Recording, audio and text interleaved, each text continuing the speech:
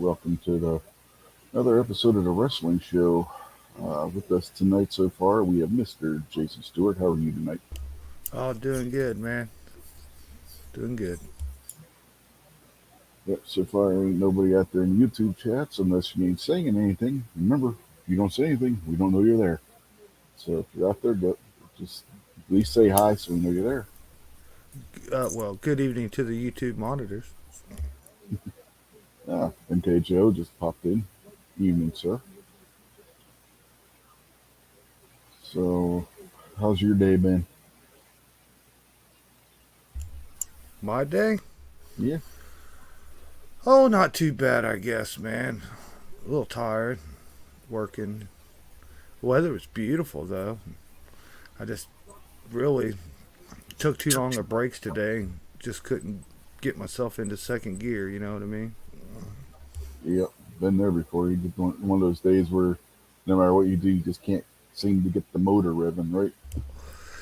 Yeah, I'd just rather sit there in my truck, get a little bit of sunshine. It's like a ghost town, man. I've usually been real busy, but we've been slowing down. And I think I was like one. There was a couple other people far away, but I was like the only person in the whole neighborhood working. Where this economy's going, I'm not the least bit surprised, to be honest with you. Kingpin just jumped in, so how you like Kingpin? Yo,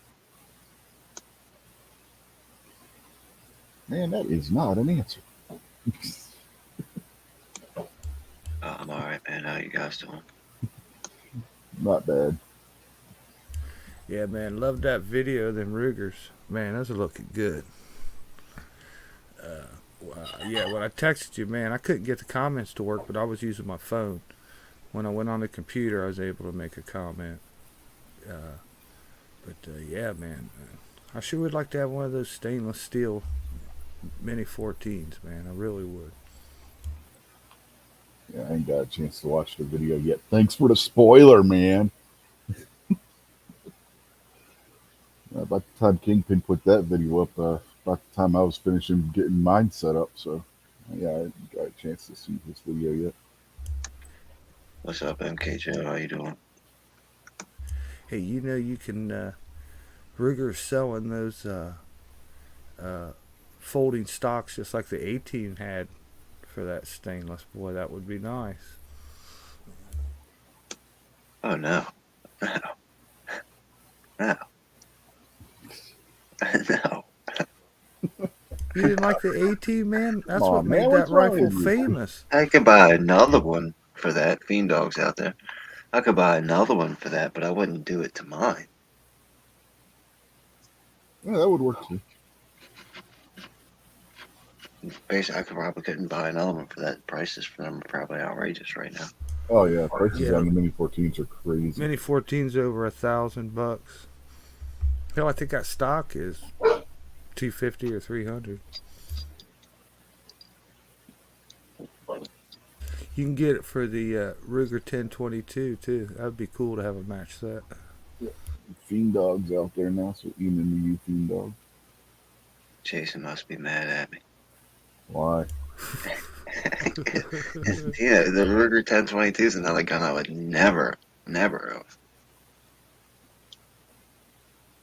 My God, are you feeling okay? Kingpin said he wouldn't buy a Ruger. Oh, Yeah, there's a couple. See, that's why I'm a true Ruger fan because I can give them the good and the bad. The 1022, that stupid rotary magazine, is straight from Satan. well, you can get Oh, don't magazines for use that. those. Yeah, you Use can a get like the coffin mags that aren't rotary. Yeah, get a BX 15 or some 25s. I don't use those little rotary I mean, mags either. granted, he probably can't buy those in Maryland. He'd have to come here to buy it, but he can come here to Oh buy it yeah, I forgot about and then that. take it back to Maryland with him. Oh, I Marlon. totally forgot about that, man. Damn your state. Yeah, Damn them to hell. yeah. We definitely got a front row seat, that's for sure. To hell, that is. Any state that would handicap a sweet little American rifle like the 1022 should be ashamed of themselves. They Oh, really should.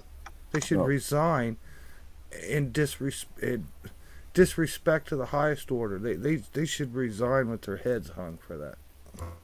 The the most schizophrenic state as far as gun rights is probably Vermont. They have constitutional carry and then magazine limits. How do you have both of those?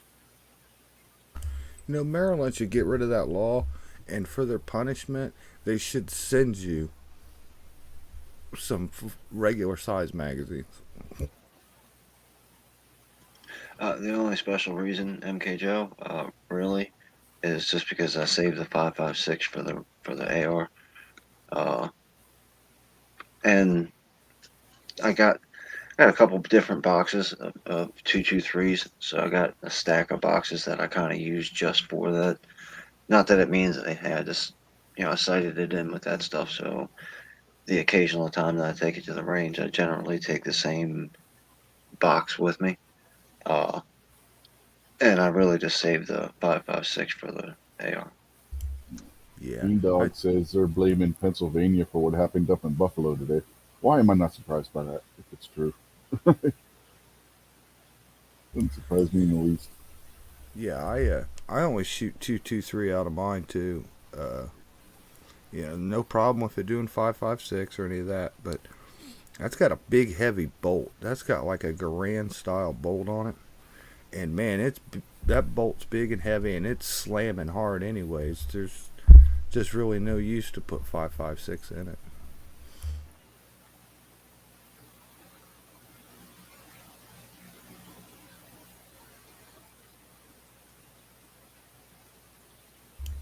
So what are they talking blaming them on, the gas station shooting? Yeah, apparently it was like some kind of convenience store or something. Guy walked in, killed 8 people, had all kinds of racist shit written on his Oh, rifle, that's according to what G Woods was saying. that's terrible. I didn't hear about that. I saw one where a car pulled up to the gas station and like two guys hopped out the back and wasted a dude. No, not it's not that one. Yeah. Had a AK-47 rifle with no stock on the back. Huh. Nobody said nothing about that.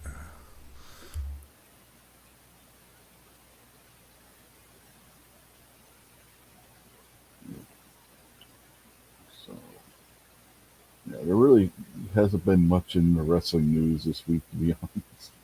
So there ain't much to talk about on that front. The biggest thing was that Roman Reigns isn't going to be doing house shows anymore. He's not gonna be doing what? The house shows where they go, when he's only doing stuff that's going to be on TV or pay per view. Oh, well, isn't he special? It's part of his new contract he just signed. He wanted less time where he's so that he can spend time with his daughter and whatnot. So he'll be doing like SmackDown, Raw, and then whatever pay per views they have. And he's not the only one. There's other guys that are on that kind of contract too that have been there for a while. Like I think Randy Orton's on that kind of contract right now and whatnot. So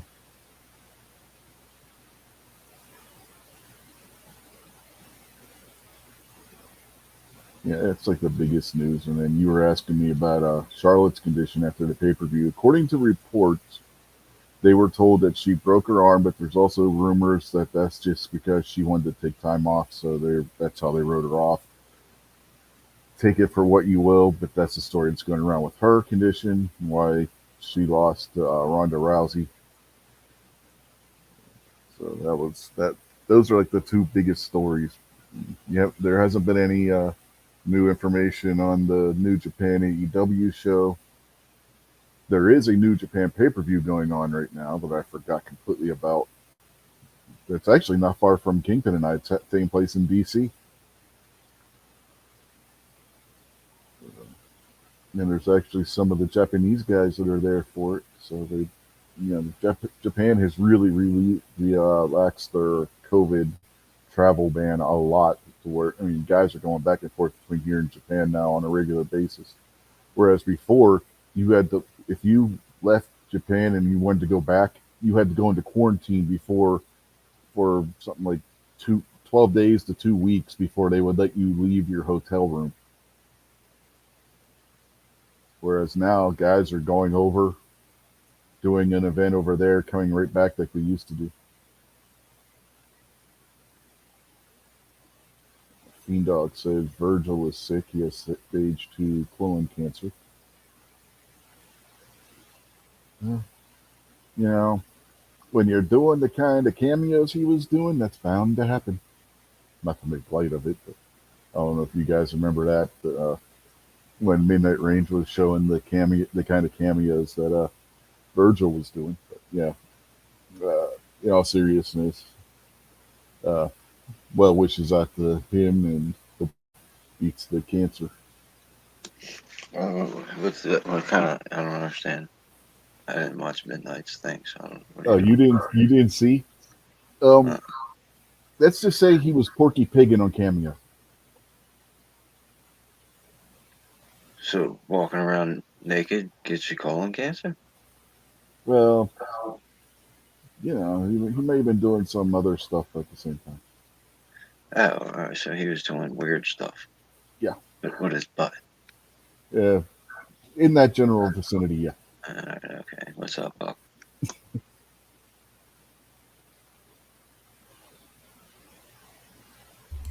What the hell? How did your show just turn into that? Because he brought up Virgil having colon cancer, and the first thing that popped in my head was when we were talking His on Midnight colon. Yeah. Ranges, on Midnight Ranges show. We were talking about how he was doing Cameo and what he was doing on Cameo. Did he have a traffic cone? Uh, no, he didn't go that to that degree. Damn, Virgil. Damn. Yeah, and he had this like super sad look on his face too. It's the worst part. I bet.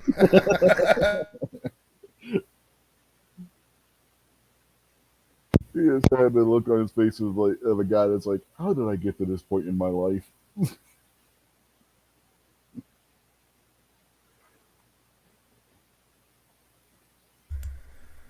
Hey, Buck, how you doing, man?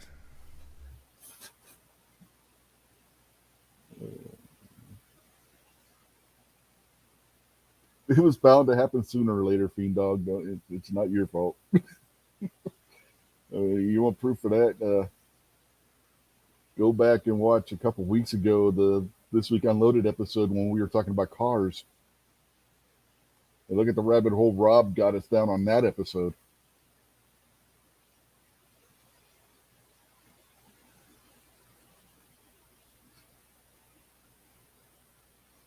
Yeah. Hey, Buck.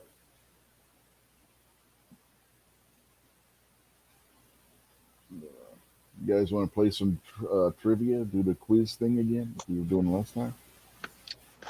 Oh, I'm ready.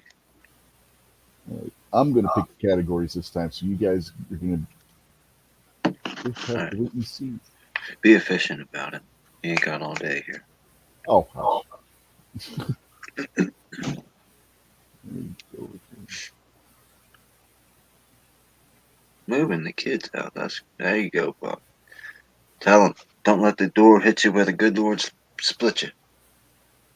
So, Buck's doing like Gary did finally, huh? Putting his foot down. You guys heard about that one, right? What happened with Gary and his kid? No, we can talk about that later. No. Well, Gary was talking about it on Friday. Let's see. What are we going Yeah, to do? I went to bed after this is basically right after Gary was done introductions. I had to go to bed. Okay. Well, but we can talk about it later if you want to. Gary's supposed to be getting a new car today, though. Yeah. Yeah, nice. Yeah. Hope Yeah. it's not a Nissan Altima. No, No, he's no. getting a Jeep. He's getting a Jeep Compass. He's copying off of Travis. a snob. I thought that's what Travis. Doesn't Travis have one of those too? He No, had a Mystic's got Cherokee. one. Yeah, Travis had a Cherokee. I don't know if he's got another one or not. Yeah, no, he bought something new. He got something new after he left the Chief. I don't think it. Yeah, I don't think. I think you're right. I don't think he got another Chief. Getting his reloading room back. There we go. Are you gonna pick the category? Now I'm looking for one that looks good. Yeah, here we go. We'll do this one. Star Spangled Tough Guys. All right. Okay.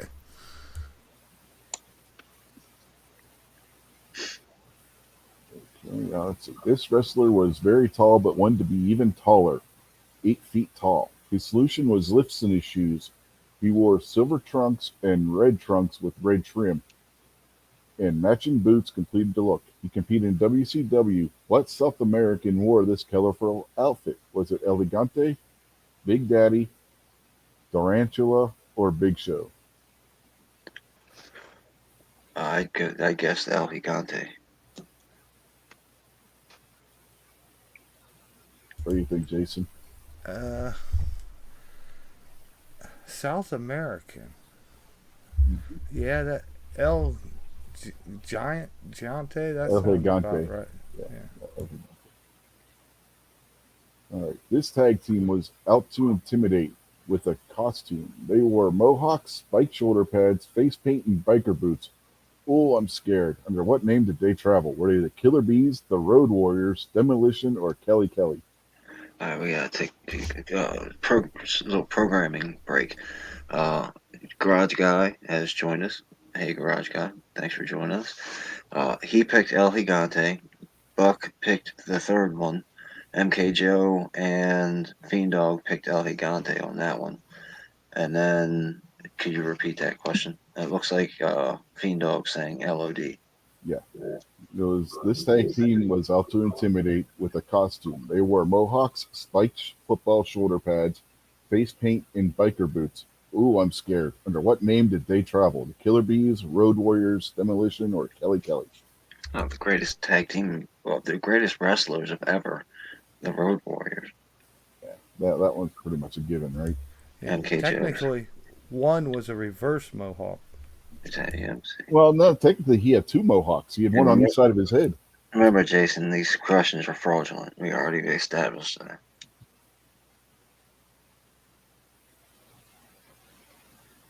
Here's an outrageous costume. This tall wrestler wasn't fooling around. He was dressed as a clown you have nightmares about, with green hair, white clown face with exaggerated features, full clown dress with a flower to squirt water on his opponents. He had the whole look. He even had a signature move, the whoopee cushion.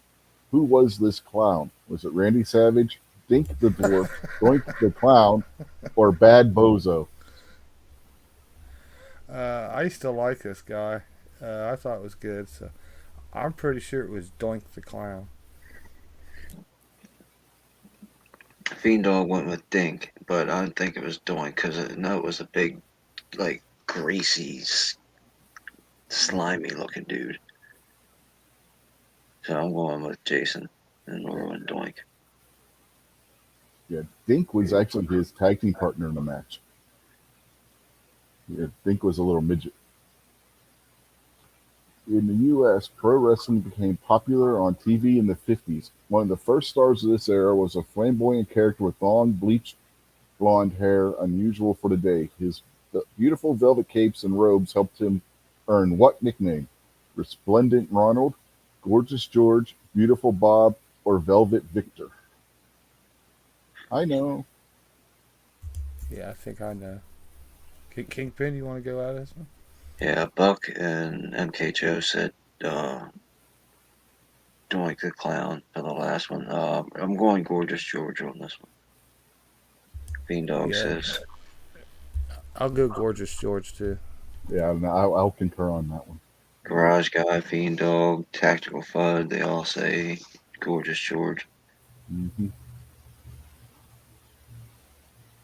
In the early 80s, he started wrestling as a villain, but later became popular with the fans. A good looking Canadian, he played up his Scottish roots in name and dress. He appeared in the ring with a t shirt and a kilt accompanied by a bagpipe. Who was this bonny lad? Was it the Bagpipe Kid, Rob Roy, Loch Ness Les? You know, that one would be a good name for a wrestler. Or Rowdy Roddy Piper. It's Baghdad Kid. I'm gonna go with Roddy Piper. Yeah. I protest. And by the way, Piper did not start as a villain. That is incorrect. See, you were right, MKJ. Yeah. Ben. These questions are Uh huh. iffy sometimes. Yeah, in That's right. NWA before he jumped over the WWF, he was a face. Everybody And in the chat joins in with the incorrect answer of Rowdy Piper. We all know it's the Baghdad Kid. the Bagpipe Kid, not Baghdad Kid. Oh, well, then that's not the answer either. I guess it is Piper then. The Baghdad bagpipe. Uh-huh. The Yeah, I don't think Baghdad malt. bagpipes are big in Baghdad, but in the late '80s, this tall, handsome French Canadian knocked the socks off the ladies with his glamour. An AWA heavyweight champion, he wore trunks with matching knee pads and boots. He carried a fly sprayer filled with his perfume, Arrogance, to spray on his opponents. What was his fitting name? Adrian Adonis, Brutus the Barber Beefcake, Rick the Model Martel, or Tugboat? Man, I'm not too sure. I know it's not Tugboat. And I mean, if I could think of something funny, I would have said something about Brutus Beefcake, but we know it's not him either. They're saying Rick Martel and then the model. Uh, Buck says AA. What do you think, Jason? You got any idea? Yeah, I think it's Adrian Adonis. All right, if Jason feels comfortable, I agree with him. No, it's not Adrian Adonis. No, that's all right. I mean, I stand by my friend, good times and bad. Okay, okay. If you guys want to stick with that answer, I know. yeah. Wouldn't hurt if he changed it to Rick Martel. Yeah, I mean the audience is right except for Buck. Fiend Dog and NKJO and Garage Guy, I mean, they know the right answer. Fiend Dog said he actually bought a sprayer for when they wrestled in the backyard because of that dude. Martel was the only one on that list to win the AWA title. Mm-hmm. All right, well, we got one wrong. We'll be okay. You don't want to change your answer, and you got time. I'm saying if Oh before it yeah. scrolls, if you just happen to click as you click, I mean, This I don't know happened to how. like that. Okay. Yeah, that's He what had I thought all along. uh-huh. He had Yeah, I remember it sideburns. now. Rick the Model. Yeah, Yeah, who could forget that? yeah. Before Actually, Rick Martel actually had this action figure. I thought that's actually the truth. yeah, I had his AWA action figure, the one that actually you could actually move the arms and legs on, like the Yeah, it was like a little WWF one. He-Man figure. Yeah. Yep. And he came with the championship belt. Yeah, those were awesome. Yeah, my brother had the Road Warriors. I had them too. But those are my favorite. All right, let's move. Yep. He had sideburns. He had a guitar. He had a song. He was called an evil Elvis. What high-colored and slick-back hair wearing and more wrestler was this? The Honky Tonk Man, the Nashville Cat, Randy Savage making another appearance, and Mr. Wonderful. Which one was it? Randy Savage. There's no way. It's like the laws of probability have crashed into this internet, and there's no way in the world Randy Savage's name could come up twice and one of them not be right. Well, neither one of them are right. Obviously, it's the Honky Tonk Man. Yeah, I'm going Honky Tonk Man. And Fiend Dog's got some words for you there on that one, Rich. He says, the greatest intercontinental champion of all time. No.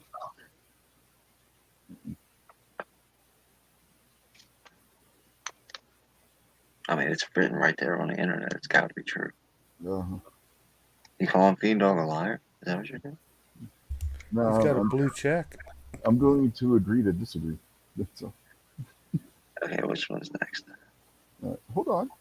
I was going to ask you a bonus question, see if anybody knows this. Who That's good. Who is the Honky Tonk Man's cousin? Billy Ray Cyrus. No. It's another wrestler. Hulk Hogan, Nope. Randy Savage. Nope. Fiend Dog got it. He didn't say anything yet. Yes, he did. Jerry. Oh, okay. They kind of look like. Yeah.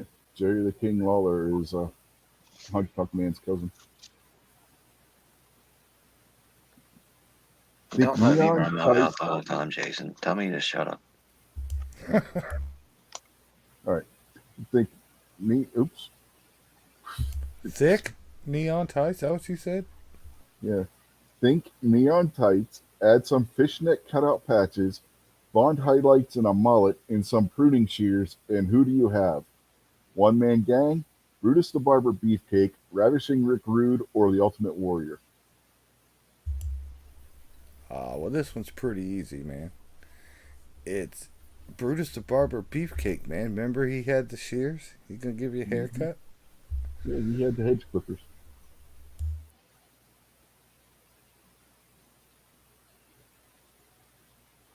Everybody out there agree with that one?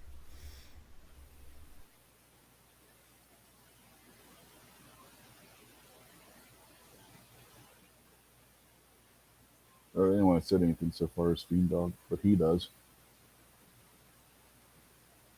He's using the Latin version.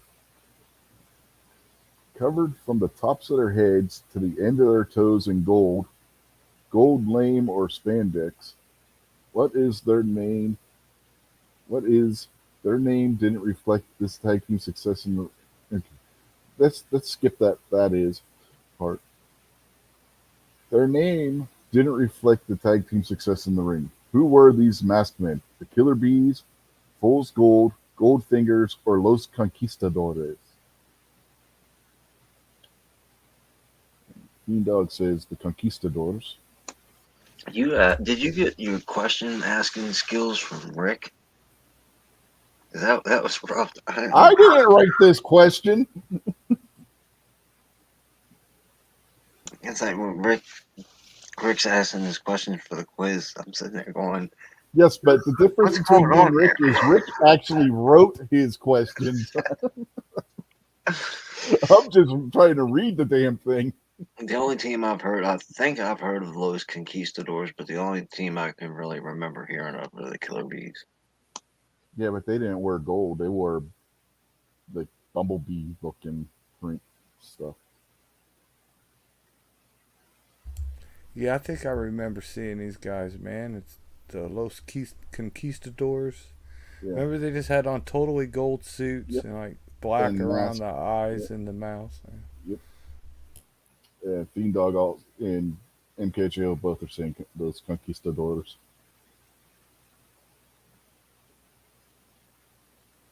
They called him a trendsetter. He sometimes wore girly outfits such as feather boas, but he was manly all the way. There was never any question about that. A tough guy that could wear spangles with a very famous name that wouldn't quit. What was it? Was that the Big Boss Man, the Undertaker, Ted DiBiase, or Jesse the Body Ventura?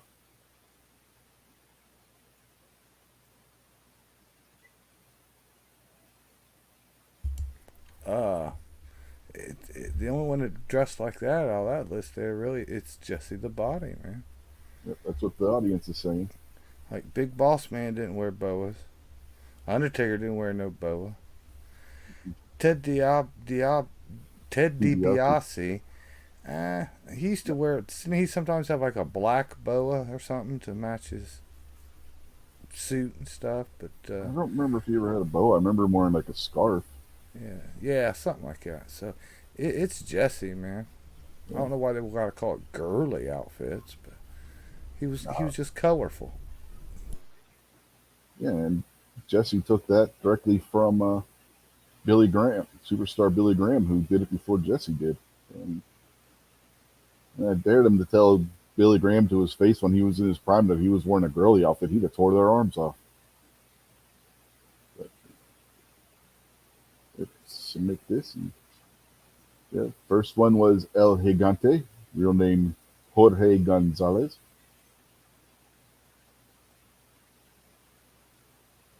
And he was a basketball player in the NBA at one time, but he flopped. and he died at age 44 of natural causes. But that happens a lot with guys that have giantism like he did. Number two was the Road Warriors. And number three was Doink the Clown. Number four was Gorgeous George. Five, Rowdy Roddy Piper. Six, Rick the Model Martel. I knew it was Adrian Adonis.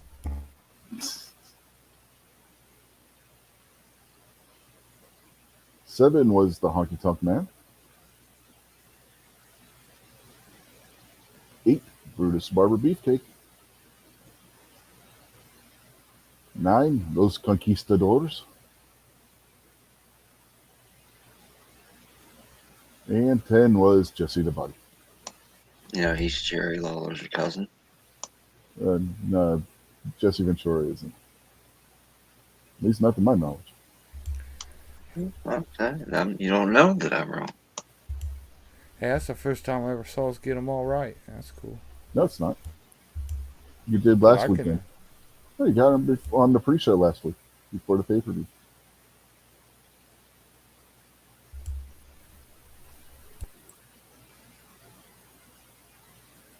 Fractured WWE superstars. Broken? Yeah.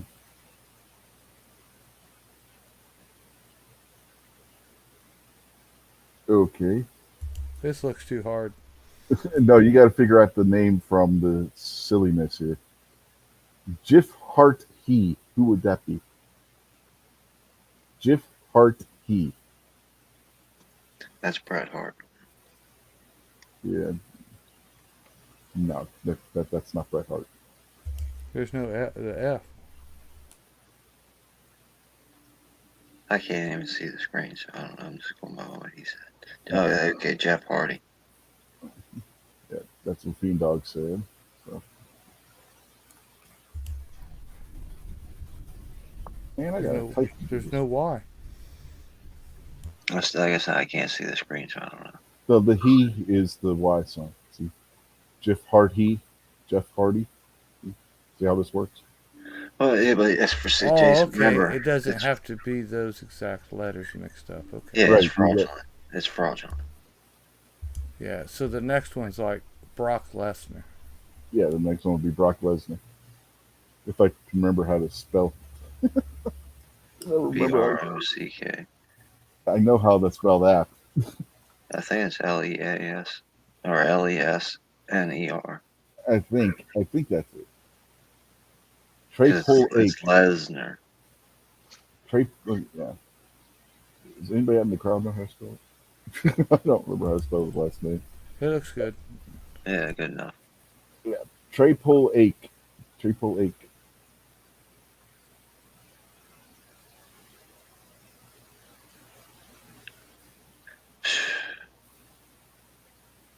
Triple A.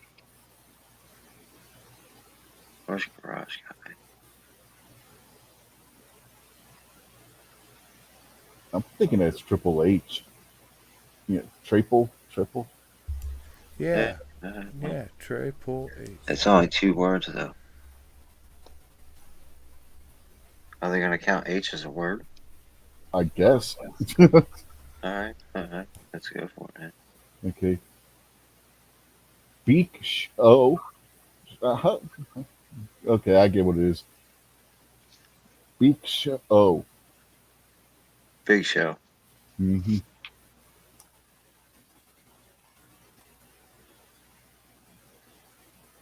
Bull husk. Yeah, Gold Dust. yeah, one of Kingpin's favorites. Screw that. Leave that one blank. Batista. Screw that guy, too. Dave Batista. That was 2 words. I guess you got to put Dave Batista. I don't know what it is. No, it says it's one word, so there's one in the last part.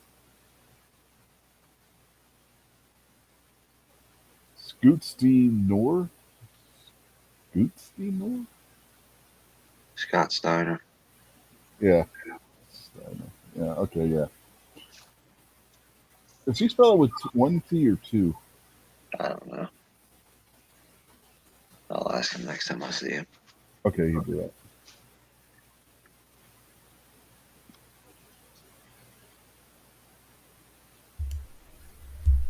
Kiss Biwa.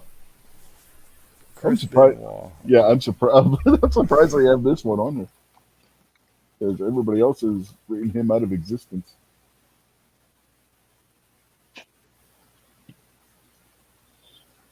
Shal Michaels. At least they're getting easy. Yeah, some of these are Type in ridiculous. sweet chin music and see what happens. 2 words, spelling important. So they're wanting actual proper spelling.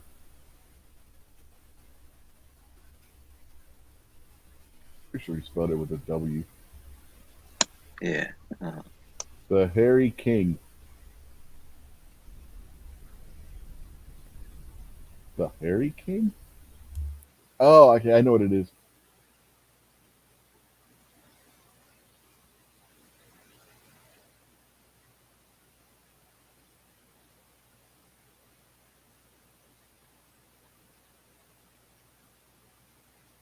well, I mean, we're waiting.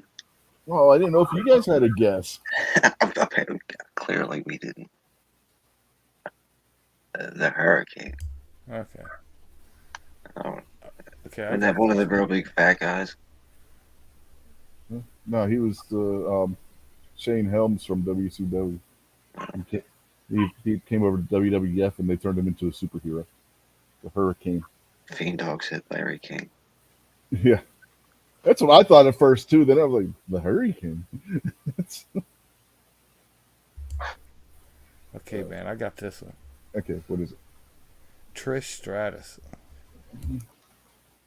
Good call. Stratisfaction. No, it's Trish, not Oops, that's a I mis- right here.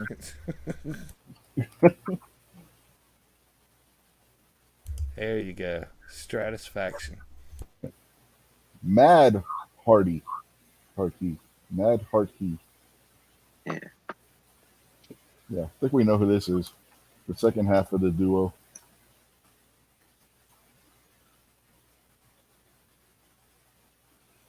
Vint or Vent Muck Man.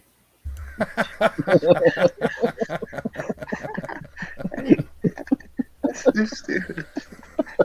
Like, I mean, Man, next time I gotta clean the furnace, I'll never forget that. Vince Muck. Oh man. Ray Miss Tier He Oh. It's in secret code, that's for sure. Yeah, it's Ray, not like Ray in Star Wars. Mhm. Who knows what Rey Mysterio's name means in Spanish? Is it Rey? Yeah, it's R-E-Y. Oh, okay, I didn't know. It's more like Re Mysterio. Yeah, you got to pronounce it in Spanish. Yeah. Well, I don't live in Spain. I live here, so it looks like it's a Well, Re neither does he, Mysterio. but remember, he was. It's Mexican, but it's yeah. Fiend Dog's closest. It's the King of Mystery, but yeah, King. He said King Mystery. It's the King of Mystery.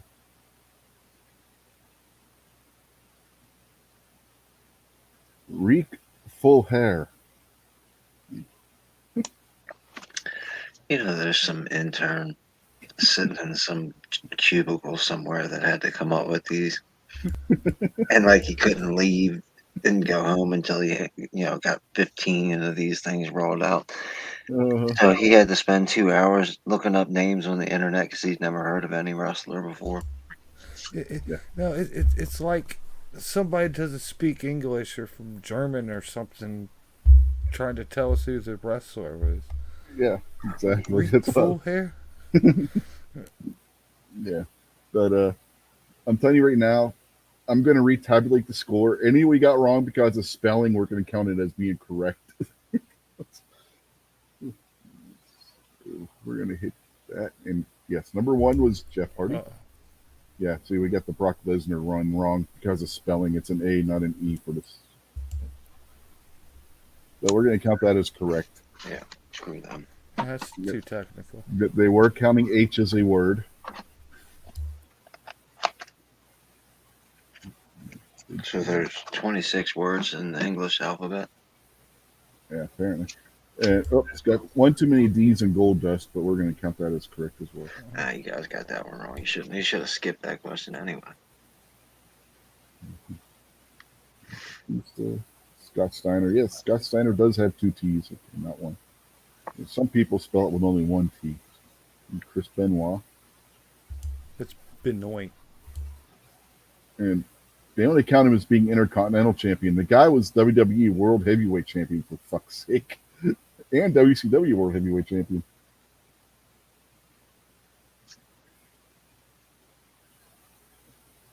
And then Shawn Michaels and the Hurricane and Trish Stratus, Matt Hardy, Vince McMahon, Rey Mysterio, and Ric Flair. So we got all of them right. Ignore this. We got them all right. We just didn't spell them all right. Yeah. Rick Fullhair. Hey, if they can't spell them right, then we shouldn't have to either.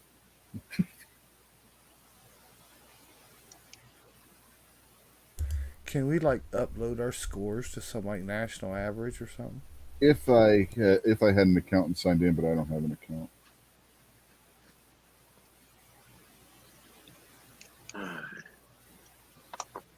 Okay. This say this one's easy, so let's find out. There's no disputing the fact that this man's nickname was undeniably apt, and he was most certainly larger than life. He quite literally towered above all those around him.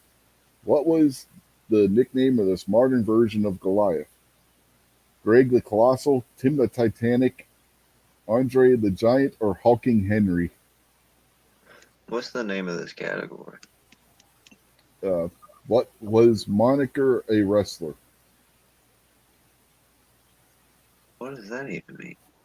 They want to know what the nicknames of what wrestlers' nicknames were. Oh, okay, okay. Andre the Giant. Despite his hard exterior, Dwayne Johnson was once dubbed the People's Champ. He is arguably better known for a different moniker, however, a nickname that served him well both inside and outside the ring. What was this nickname, which also followed him into the world of acting? The Rock, Bam Bam Rubble, Rocky, or Granite? Bam Bam. Bam Bam Oh, Bubbles. Yeah. I think we know what this one is. Bam Bam Rubble. What wrestling nickname, which was incredibly difficult to live up to, was Kurt Hennig associated with? Mr. Immaculate, Mr. Perfect, Absolute, or Sublime? One of my favorite characters, Mr. Perfect. I had his action figure as well. Yeah, I had his too because he came in a set when I got him. It was him and Rick Martel in the set. That's probably where I ended up with the Rick Martel one. Fiend Dog said the Boss, the Rock, Perfect. Like his X-Men namesake, professional wrestler Dean Malenko was cool all the way. By what nickname was he known during his professional wrestling career? Was it Cool Runnings, Jack Frost, Glaze, or the Iceman?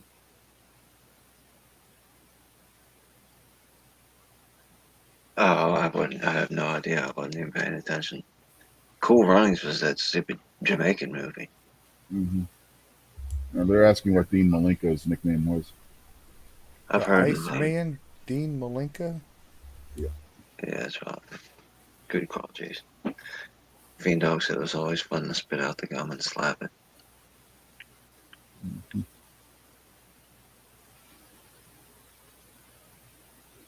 Barry Windham has long been associated with a rather foreboding nickname, which may well have some terrified married women everywhere. What was this eerie alias? The ultimate end? The wedlock waster? Okay. The Widowmaker or the Divine Divorcer? The wedlock waster. That's funny. Finishing moves, the homewrecker. The Divine Divorcer is. No, no, look. The Divine Divorcer and their finisher would be the Wedlock Waster. Wow. Dog Silva's the Widowmaker. We'll go with that answer. Homewrecker from the top rope. Uh-huh.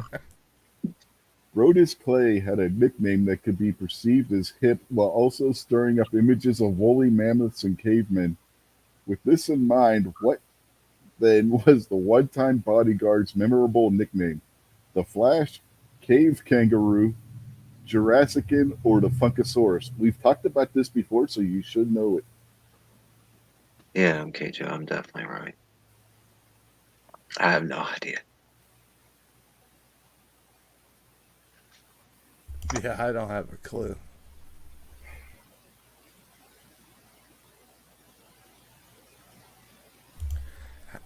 How does Funkasaurus have anything to do with woolly mammoths and cavemen? It doesn't. It doesn't. Isn't that the name of that dude that wears the dragon outfit now? That real Um, big dude in that other wrestling? no, that's Luchasaurus. Oh, okay. That dude's a beast. No, the Funkasaurus, the Brodus Clay, the Funkasaurus Brodus Clay is Tyrus.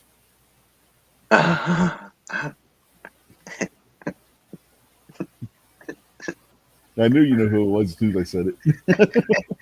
His name was Funkasaurus? Yeah, he went by the Funkasaurus in WWE. Oh, I can't wait to tell my dad. I laugh every time. Every time I'm over at my parents' house and Tyrus comes on like one of those TV shows, the Fox shows, I Hmm. just start laughing to myself because I think about how happy I was when you started telling me he was kind of like a clown. Because my dad asked me all the time, "Who is that guy? Is he a wrestler?" I was like, "I've never heard of him." Yeah, he's a He's like, "What's he wrestler carry that belt around for?" My because dad can't stand Tyrus. he's the current NWA World Television Champion. NWA was ended in like 1985, No, right? it's still around. No, it's still around. Wow. WCW just split from them, and they went to shit after that. And then they made a resurgence in the early 2000s when TNA was a part of them. Then TNA dumped them, and then Billy Corgan tried buying TNA, and they turned him down. So he bought the NWA. So he now runs the NWA, and they do two different weekly shows on YouTube, and then every so often they have a pay per view. Tyler's a Dude, clown. Whichever his name is, Tyrus is a clown. dude's on Mm-hmm. Fox like all the time. Oh, but when he was the Funkasaurus, he used to come out with a dinosaur themed costume. Not like Luchasaurus. He wore like a singlet with dinosaurs on it and would dance around like an idiot. He'd come out, he'd have a tracksuit on with a Congo. Okay, he'd get in the ring. He'd take that off and he'd have on this like dinosaur themed singlet on. He would stand there dancing around acting like an idiot. Tyrus would? Yeah, Luchasaurus reminds me of the Barbarian, but way bigger and way more athletic.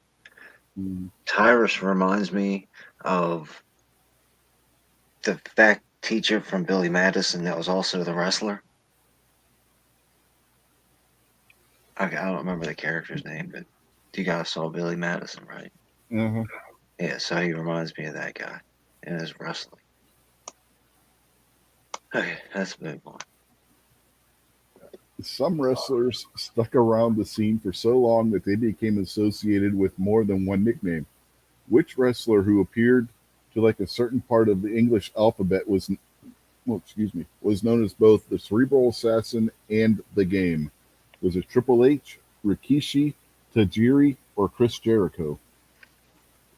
Didn't he also go as Hunter Hearst Helmsley for a long time? Which is where Triple H came from.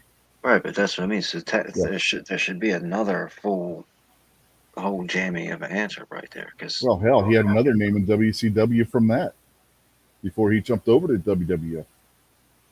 And That was Squire Paul Levesque or Squire Paul Levesque when he was a tag team with Lord Steven Regal, who became William Regal, which is his real name when he jumped over to WWF after the merger. oh, clearly it's Triple H. Yeah, there's no doubt who it is. Wrestling appeared to run in the blood of families such as the Ortons. Which of these was a nickname of the toxic-natured son of Cowboy Bob and nephew of Barry O, Randy? Oh, I didn't know Barry O was an Orton. Okay. But is it Stone Cold, the Viper, the Rabid Wolverine, or Y2J? What is Randy Orton's nickname? Is it the Viper? Mhm. Yeah. MKJO has another good name for Triple H. I spit water. Yeah.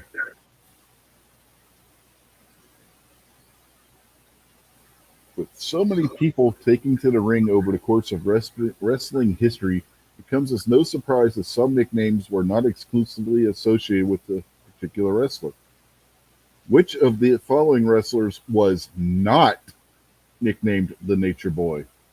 Was it Ric Flair, Mick Foley, Buddy Rogers, or Buddy Landell? Which of them was not nicknamed the Nature Boy at some point in their career? It's got to be Mick Foley. Didn't the two buddies and Ric Flair all had the hair, right? So the blonde hair. So, you agree I with got him, Kingston? Mick Foley's got to be the answer, but I feel so leery because Mick Foley's been wrestling longer than he's been alive, and he's had more names than there are words in this question. Yeah, Mick Foley.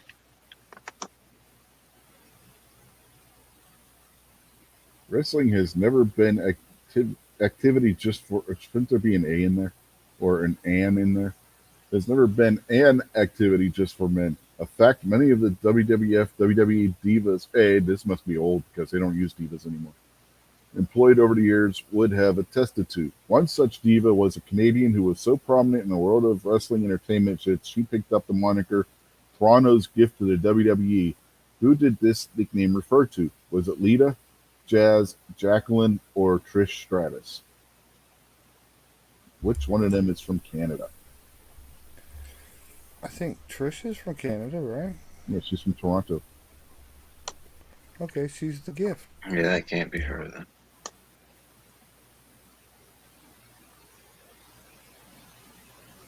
I always thought she was Vince Neil's sister. She does kind of look like Vince Neil, doesn't she?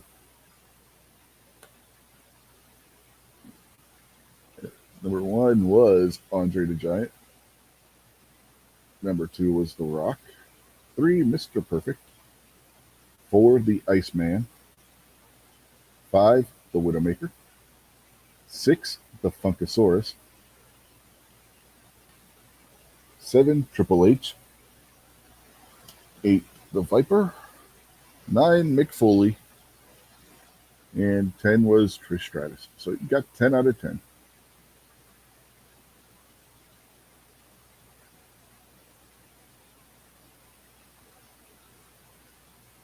Wrestling cliches. That sounds interesting.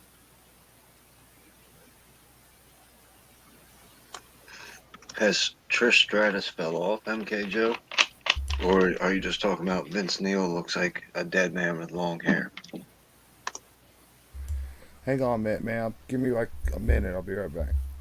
Okay.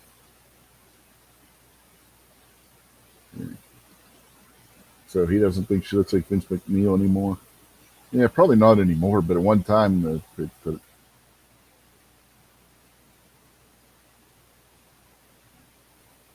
yeah. You want to wait for Jason to get back, or you just want to answer the questions?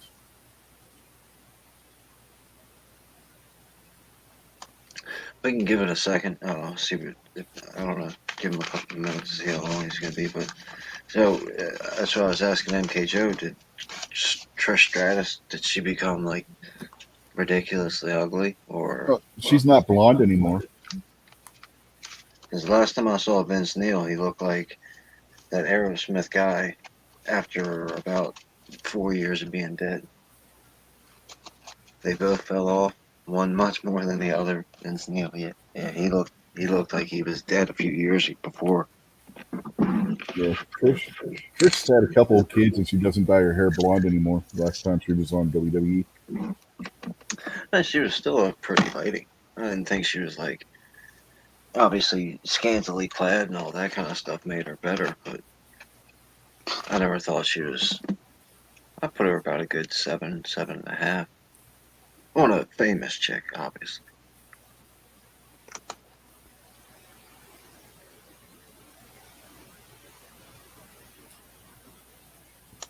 Is this another one of those they screwed up the words and we got to fill in the blank, or how's this work? No, this one you just got to fill in the blank and finish the wrestling quote, I guess. Okay, what happened to Trish Stratus? What happened, Rose? Oh, she got married, had a couple of kids, and stopped dyeing her hair blonde. Vince Neil was the one that he was talking about fell off, but uh, Trish Stratus just like I guess became like a regular person. Mm-hmm. Thanks. Would you guys quit squashing my memories? It's all I really have left anymore, man. Jeez. All right. Again, fill in the blank. What you gonna do when blank runs wild on you? Macho Man. I don't think that's quite it. It's one Do you know word. how to spell Hulkamania? Hulkamania? Yeah, I know how to spell Hulkamania.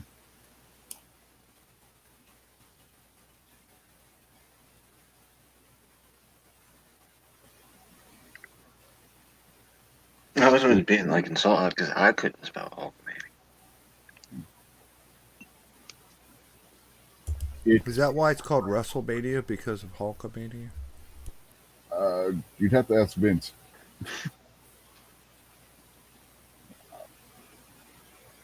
I mean, Vince came up with Hulkamania too, so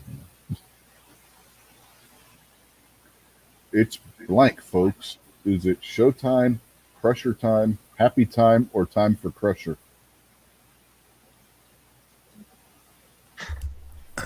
I think Showtime sounds best. Yeah. Yeah, Showtime sounds right. What does everybody blank? Shoot. This gun channel. Put shoot in there. Okay. Or carry, I guess, because you guys can all. I have no idea what the hell this is.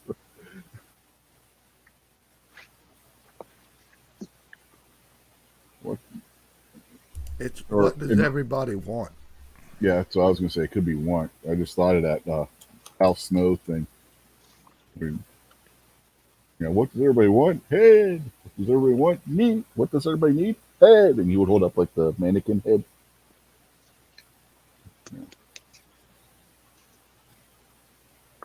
I got blank words for you. Two No. words. Now, do you want me to write it or put the number in? Because it says it's either one word or a number. So which one do you want? The word or the number? Put in both. Like, it says or. It doesn't say both. What happened to the cheater that I knew and grew to love? You've changed. All right. Next one. Who's blank? Is it next? The next victim out there for me, or the one to go downtown? Use a hint. Okay, I'll give you a hint. Goldberg. Yeah, but isn't he like I don't know. Didn't he party all the time too? Wasn't he a big drunk guy like Steve Cole? Yeah, I guess no, he ain't going downtown. Never mind. yeah, he ain't going downtown. Sounds like he would say something like, "Who's next?" Yeah, I'm the blank there is, the blank there was, and the blank there ever will be, and it's one word. Yeah, well, that's classic. Right, is best. BEST. Put it. That's Ric Flair or Dusty Rose, actually. I'm Or was it Ric Flair? Bret styling and Hart. profiling. Yeah, It's Ric Flair, man. yeah. The Nature Boy. Who Woo! came out? Who was the first one? Was it Dusty or Ric Flair to come up with the to be the man? You got to beat the man. That was Flair. All right, I think that was Flair, right? Yeah, that was Flair. Can you dig it? Blank. bitch. Now,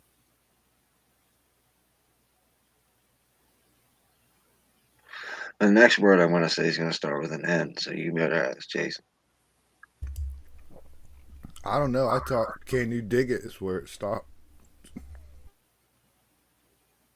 If we're going by the movie, it'd be, can you dig it? Okay, answers the Warriors. no. Yeah, it's a Booker Would T it be thing. y'all? No, it's a Booker T thing, man. You already said what I already told you what my next answer is going to be. And saying Booker T sure didn't help.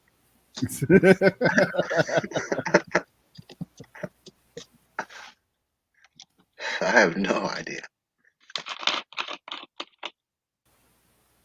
It'll probably say suck. It'll probably have it be sucker instead of sucker, but they count that as right. WWF, what the blank is watching. I love how it's filling out of wanting to fill in things from other quizzes where we had to write things in. I have no idea. Good. Is that WWF. Okay, remember what the back in world is WWF in watching? the 80s when they did their little things where they were saying where all the hell shows were going to be. And it said the WWF, what the blank is watching. Could it be World? Yes, it could. Yeah, that's all I could think of. Sounds like Ladies and gentlemen, boys and girls, children of all ages, Guns Steve Knob. Generation X proudly brings you its WWF Tag Team Champions of the World, the Road Dogg Jesse James, and Billy Gunn, the blank. Guns Knob. You know, you better go to jail. You know, I'm not getting off this gun stomp thing. Well, it can't be Gun Snob because that would be two words. I just warned you. I'm not getting off this gun snob thing. It can be gun snob. It is the gun snob. I demand it's the gun snob. I'm typing gun snob. The It gun cannot be. snob is 3 words. No, And it's not. Gun Snob is one word. Look how he writes it. gun. And I'm going to type real hard on my keyboard because my mic is open just for you guys. And I even wrote it wrong, too. Man, I'm stupid. I put a capital N and an S.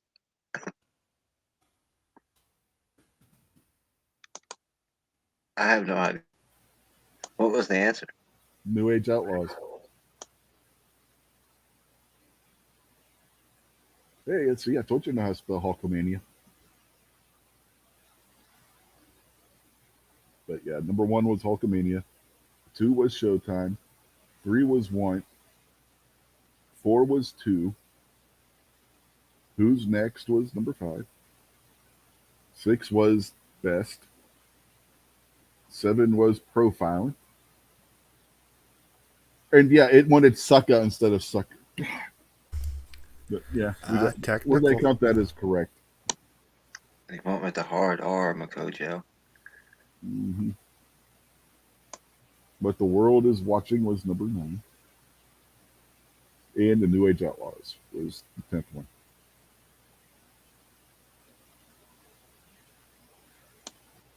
That was weird.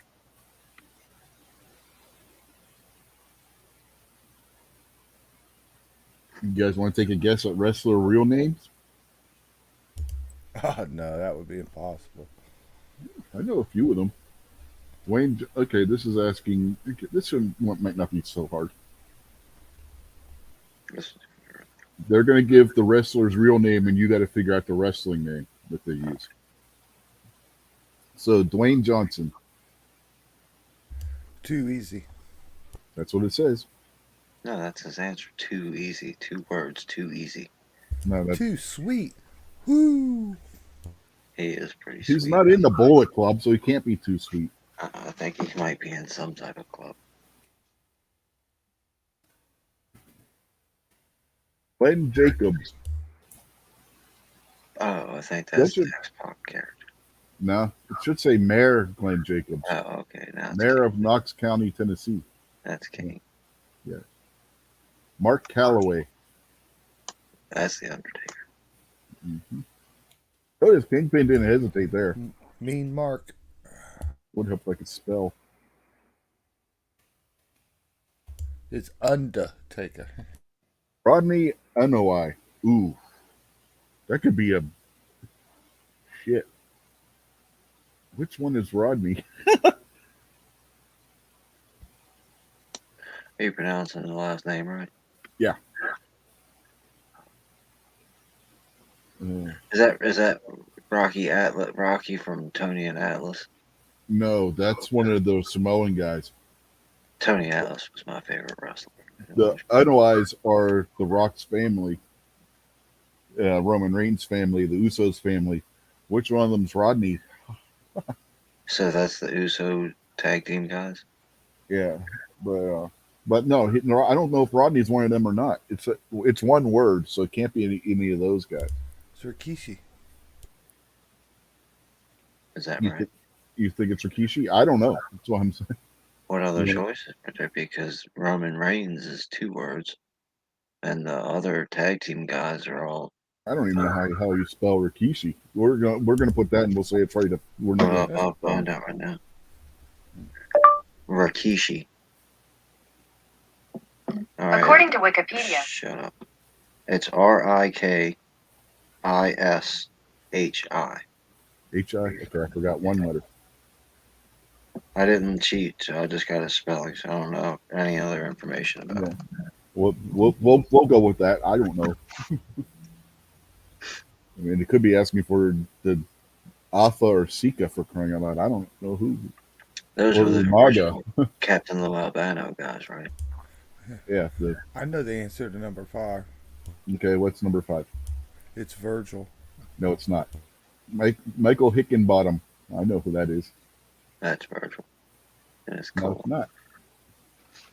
I know Yeah. who it is. MKJO, if he listens to Chris Plant, he'd understand that they love their colons. It's Mike Sickenbottoms.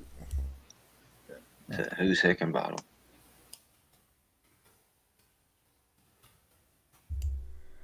That dude's got a dumb fucking name like Hickenbottom. Yep. Now you know why he goes by What the Shawn Michaels. Fucking backwoods dirt town hellhole was he born in? He's from Texas. Jesus. Sounds like he's from Butcher Holler with fucking Loretta Lynn or something. Yeah, that's one of them Hickenbottom boys right there. Yeah. Ron Simmons. I wonder who Ron Simmons is. If they're what in his WWE name. It was Ron Simmons. No, he didn't go by Ron Simmons in WWE. Yeah, I don't even remember about Ron Simmons. And then he was really, like, when he was tag teaming, I think that's right. Ron Simmons. Yeah. He went by Farouk in the WWE. Adam Copeland. I know who that is. Not working. Yeah, she's a broke. She's a broke. Adam Copeland. I know who that is too. We just watched him last Sunday. Is that the dude in the suspenders that got hurt? Nope. He just wrestled AJ Styles on Sunday.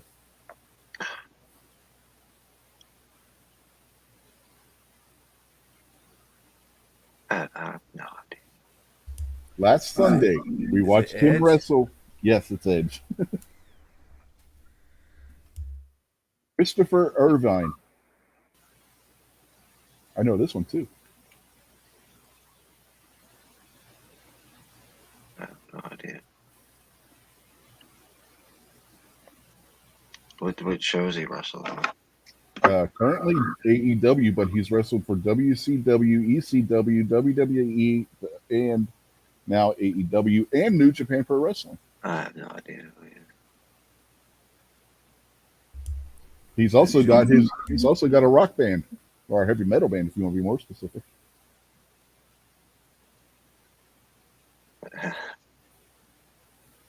Jericho?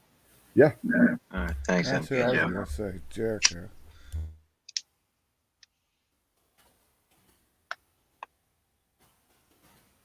Sean Waltman.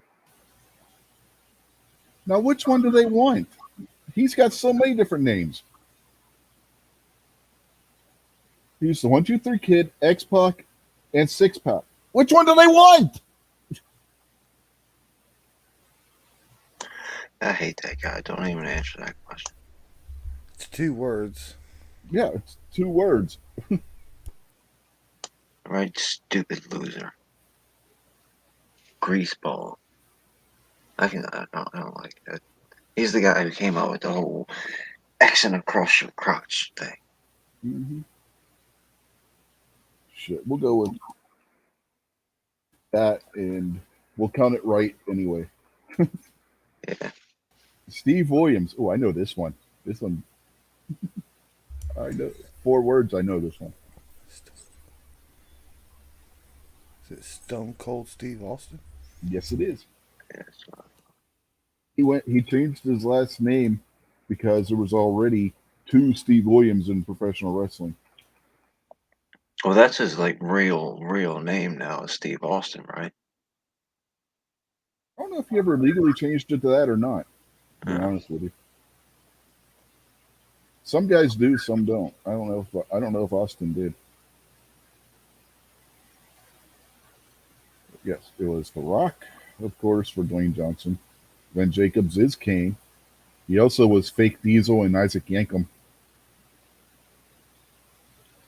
The Undertaker is Mark Calloway. Oh, Yokozuna was Ronnie Anoi. So I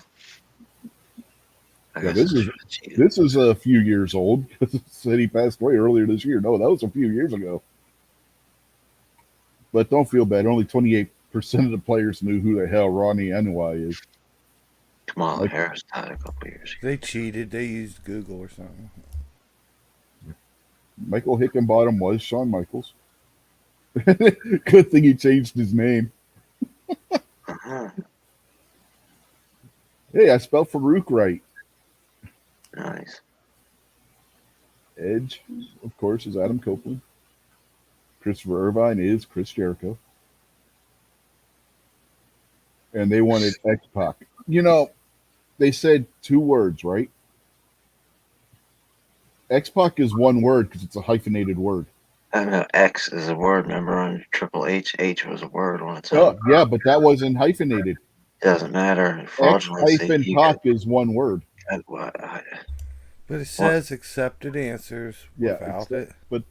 but that's not the one they said was correct. But yeah, they don't have 1, 2, 3 Kid. Fraudulent.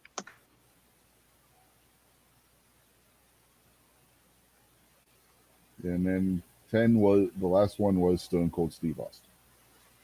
So we only got one wrong. Yeah, we got one wrong. I should have just cheated when I had the spelling of Rikishi open.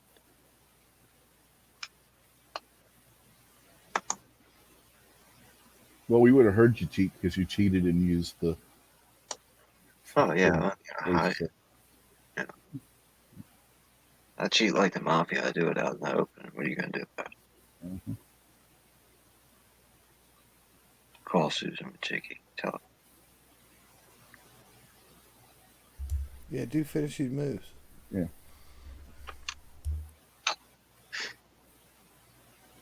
All right. Before the Hurricane became the Hurricane, he was Shane Helms. What was his special in the WCW called? Nightmare on Helm Street, Hurricane Eye, Helm's Kick, or Eye of the Hurricane? I don't remember this hurricane character. I remember Earthquake, Typhoon, and the other fat guy. Well, his gimmick in WCW was being part of a boy band.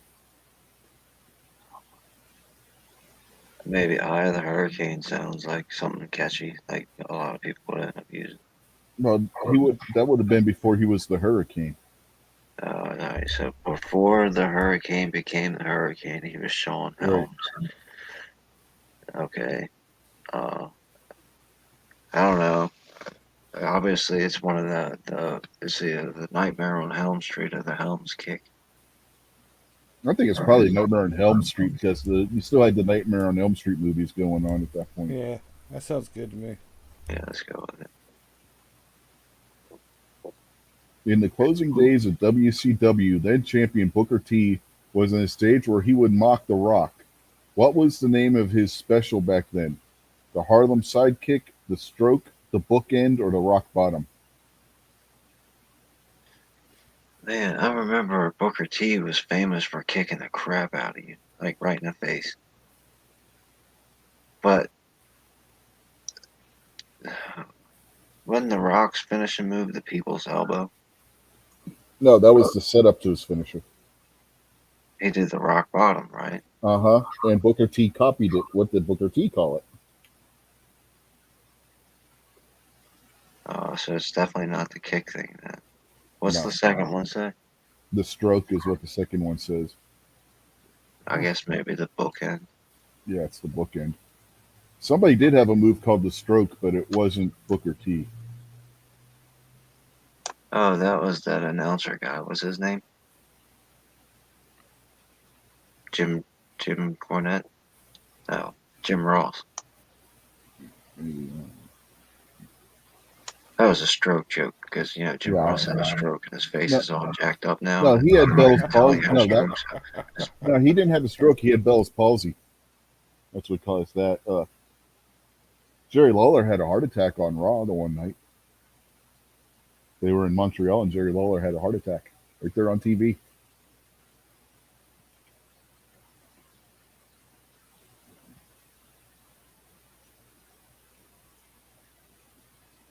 When we last saw Bam Bam Bigelow in WCW, sounds like the beginning of a Batman episode. What special was he using? The New Jersey Drop, the Swan Dive Headbutt, Greetings from Asbury Park, or Headbreaker? I think it was the Swan Dive headbutt, wasn't it? That was Chris Benoit, wasn't it? I thought it was the Greetings from Asbury Park. Or am I thinking of a Bruce Springsteen album? I think it might be both, actually. Bam Bam Bigelow's the guy who was in the fire outfit and had the tattoos on his head. Uh-huh. Yeah. Yeah, and he was from New Jersey. I know that. I feel like he did a headbutt. Yeah, he did a headbutt, but I think he called it the Greetings from Asbury Park or something like that. I think. Yeah, I don't know. You got I'm Yeah, outside. he was booked as being from Asbury Park, New Jersey. I remember that. I'm with you guys wherever you decide to go. Yeah, Well, the then Swan let's go Dive with- headbutt, that was What's Chris the crowd Benoit. say? What you say, Jason? So what's the chat say? What's MK Joe and Finn Dog got to say? Nothing. They haven't said anything on this one. Well, let's go with the headbreaker then. You want to take the hint? Is there one on this one? Yeah, there is one on this one. It's the two we've been arguing over. I know the Swan Dive headbutt was Chris Benoit. Okay, we'll go with Yeah. Ashbury Because Park. that the Swan Dive headbutt's what fucked his brain up. You and all don't the think it was the concussions. steroids? It was all the serious concussions. His brain was jelly. When they did the autopsy, his brain was seriously fucked up. It Yeah, was, the steroids just ruined his personality and his attitude. yeah, there was the brain damage from the concussions and stuff that caused him to do what he did. What is the official name of Tajiri's special kick? Is it the buzzsaw, the tarantula kick, the kick of doom, or the buzzsaw kick?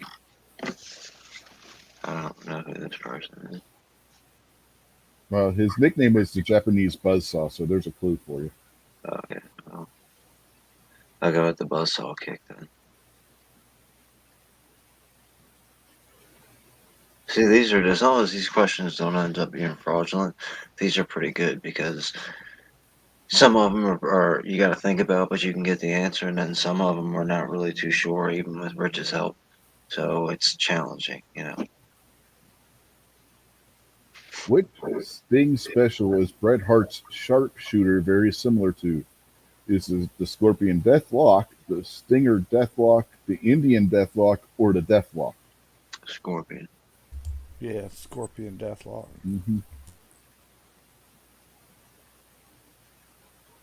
Marty Jannetty was inventor of what we know today as the Famouser. What did he call it? Damned if I know. See what? 2 words. I don't know what it is.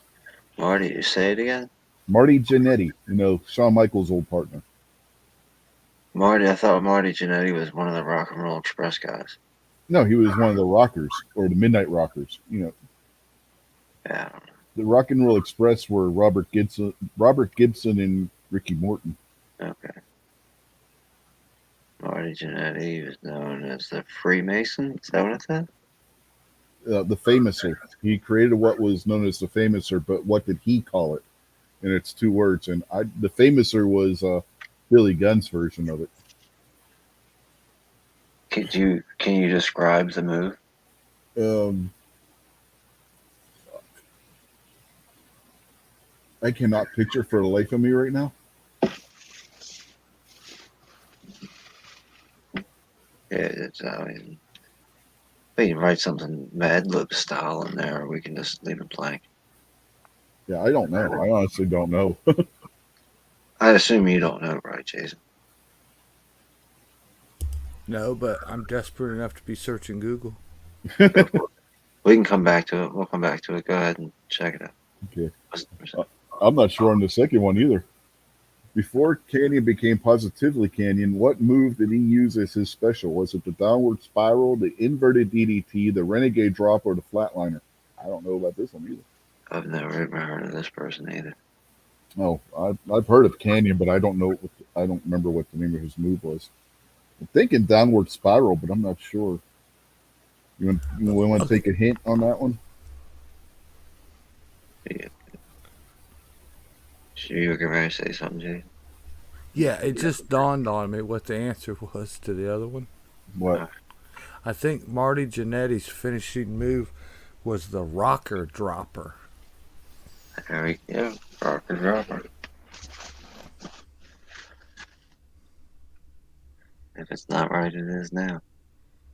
The downward spiral is still there on number 7. Do we want to just use that? I'm cool with that.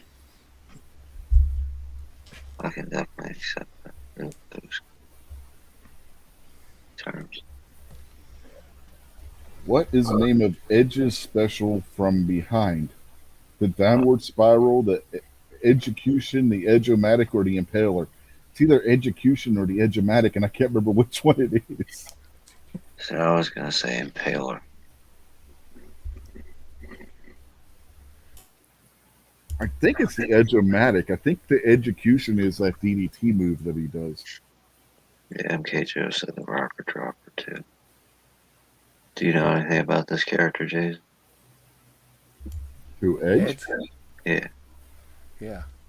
I think it's the edge-o-matic. 'Cause I think, if I remember right, the execution is the DDT move that he does. Yeah, but are the people asking the questions that smart? So go with the hint on this one.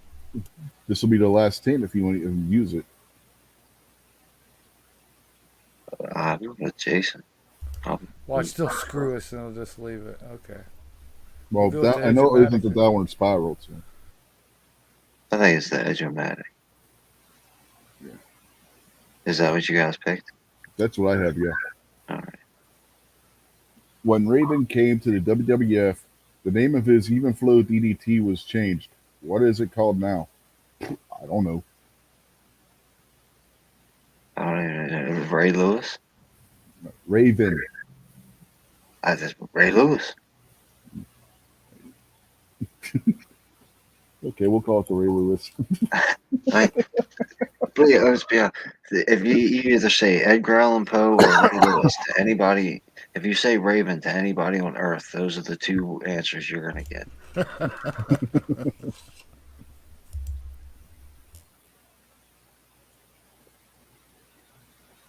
Long before, well, here's going back to the early 2000s. Long before Test switched to the running boot, and even before he had the pump handle, which move did he use from behind to take care of opponents?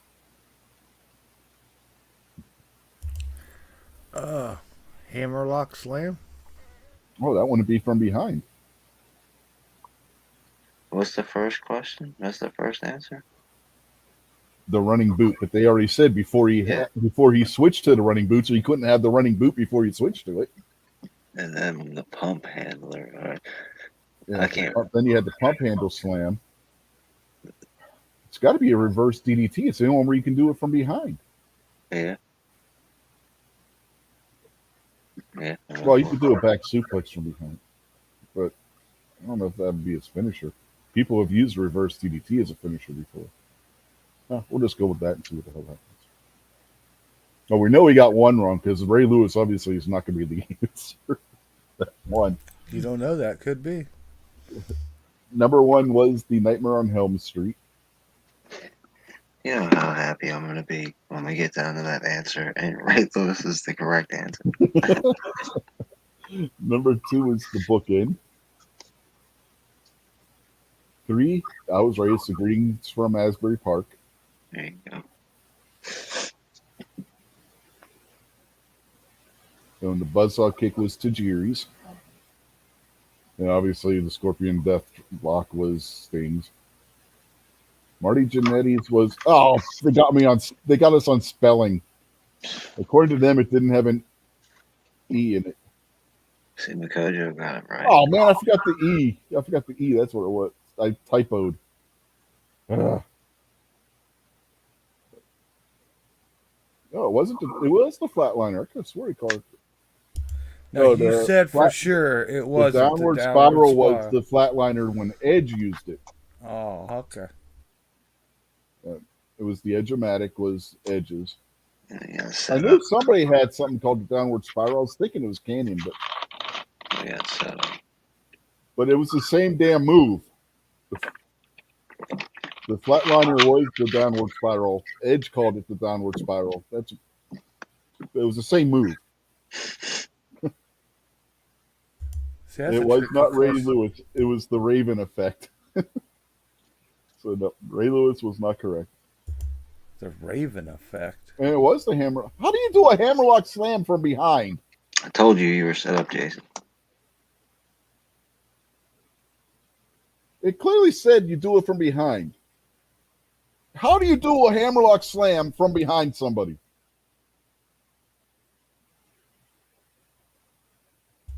I don't know, but he used to do it all the time. All you gotta do is lock the hammer and then slam. No, a hammerlock slam is when you grab a guy in a hammerlock, you turn him around, and you body slam them. That's not from behind.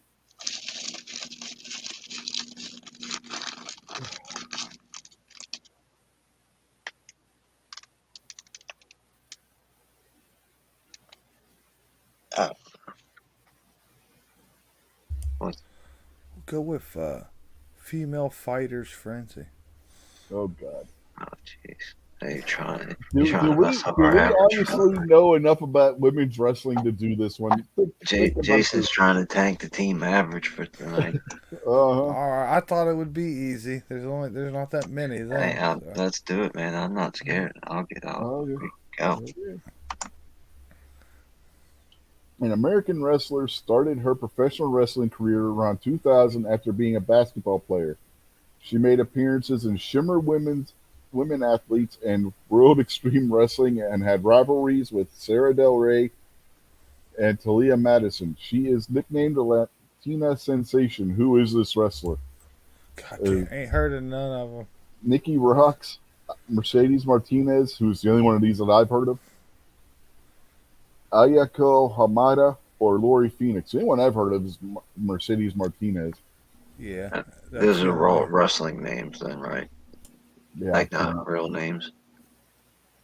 Some people's wrestling names are their real names. Hey, I'm not gonna not agree with you. Yeah, that's the only one that's the only person on this list I've heard of, so that's what I'm going with. MKHO said it's definitely not the third one. The next wrestler's real name is Stephanie Finocchio. She also worked as a stunt woman. When appearing as a wrestler, she had a specific stage name that was this name, perhaps suggesting that she could take on at least 3 men. Well, Gee, She's a lean, mean love machine. Gonna take Challenge, on the whole football team. challenge accepted. hmm Trinity Whipwreck Maximo, which wouldn't even be a female's name, or Bassett. Well, since they said they put three people, it had to be Trinity. I mean, Bassett. Does she howl like a Bassett, the dog? Hound.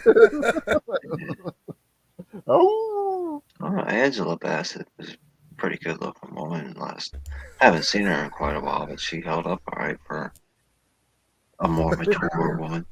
Her finishing move was the coon dog. Oh, gee, that's funny. a, a stage name like Ariel might suggest gentle Disney movies. This American wrestler with Mexican heritage is a little more feisty, though. Her character Ariel is linked to vampires and fortune telling. What is the real name of this wrestling lady? I have no freaking clue. Uh, Alexis Laurie, Shelly Martinez, Ronnie Jonah, or Christy Hemme? Well, I know it's not Christy Hemme. Well, it said with the Mexican heritage, so hmm go with Shelley. I'd guess the first one, but I'm not going to say change it.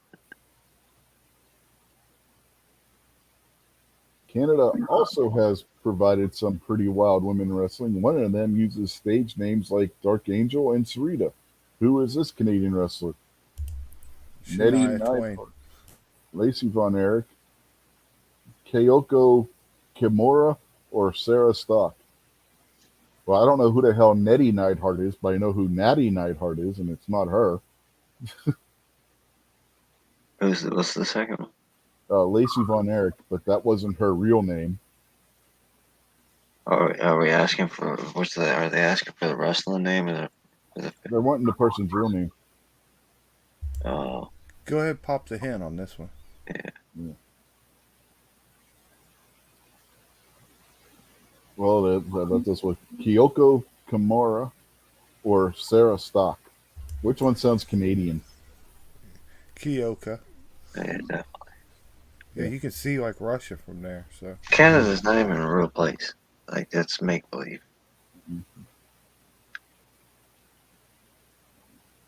Are we really going with the Japanese lady?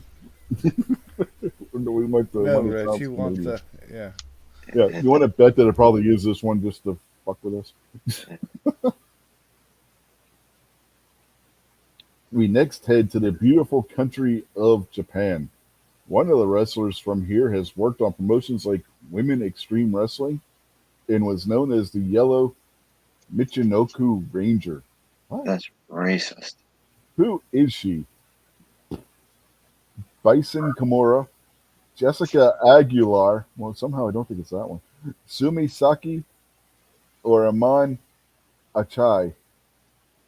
I'm playing this question under protest, and I'm saying Sumi Saki because it's the most racist name under protest, and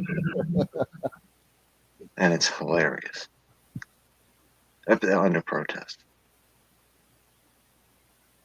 I'm laughing for the people who aren't here to laugh.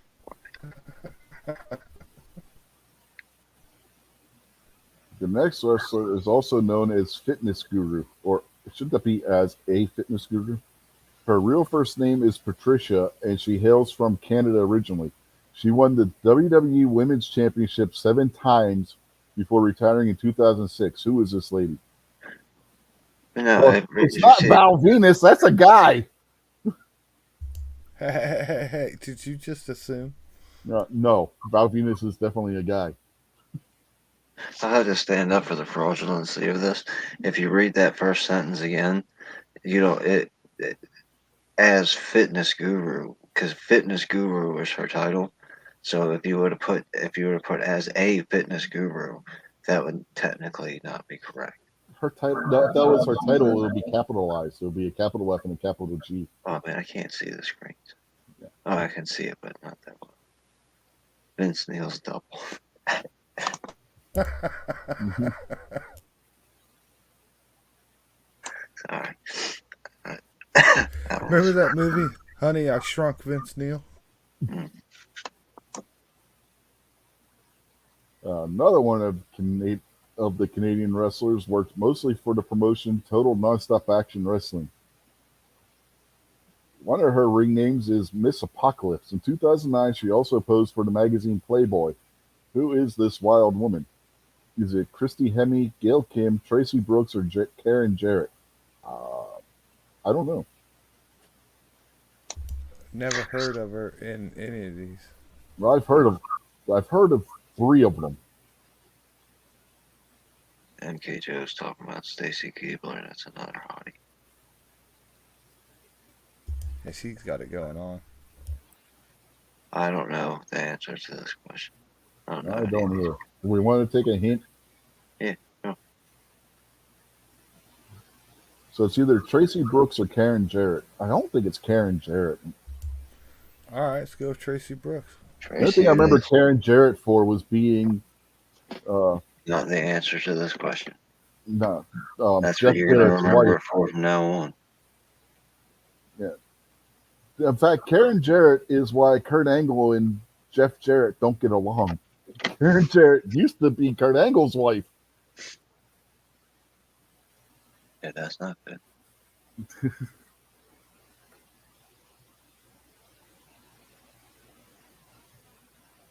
A name like Mary Lillian Ellison may not get you far in the wrestling circuit. The stage name for this feisty American lady did a much better job giving her fame. What was Mary Lillian known as? Mad Maxine, the Raw Wolf, the Fabulous Moolah, or the Great Grable? I'm thinking Moolah because it's the only one of those that I've ever Yeah, I'm heard of. Yeah, thinking Moolah. yeah, she was awesome. Oh Tracy no, Smoke with an eye sounds like someone that would be in Playboy. Moolah was a complete and total bitch. I don't know nothing about her. I was a little kid and I like What? seeing her beat up that good looking chick. She used to pimp out the female wrestlers. Yeah, I didn't know that. Oh yeah, she I was mean, I one of the know that people there. now. We've talked about it before about how bad of a chick she is. But back when she was Fabulous Moolah, I was a little kid and she was just that mean old woman that would kick the crap out of everybody. Tim KJO says Tracy spelled with an I sounds like someone that would be in Playboy. Yeah, Well, she wasn't the only one that had been in Playboy before. Christy Hemme had been in Playboy too, but that was back when she was working for the WWF.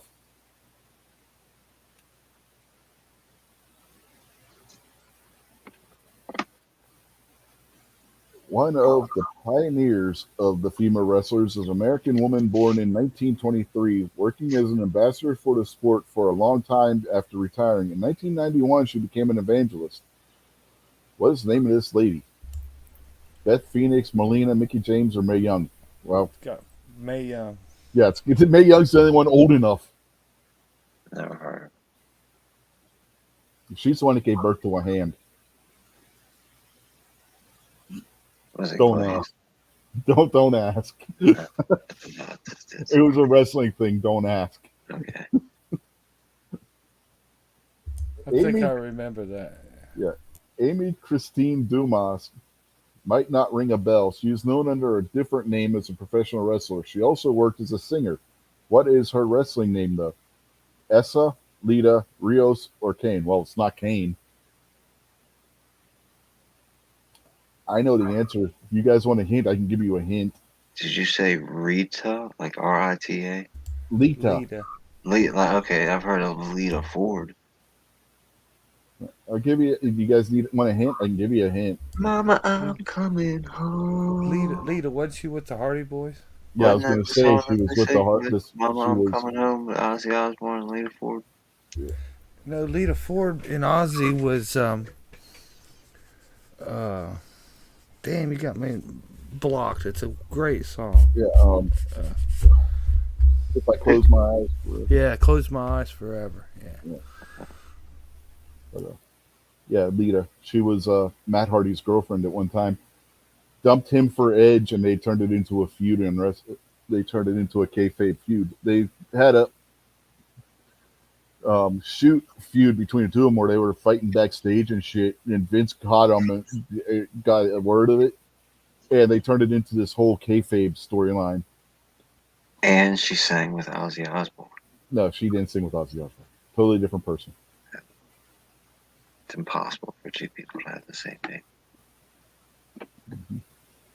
Hey, number one was Mercedes Martinez. Now it's just a guess because it's the only one I heard of. Knew it all along. Yep. And Trinity, yeah, the clue word said three. You know, it kind of gave it away.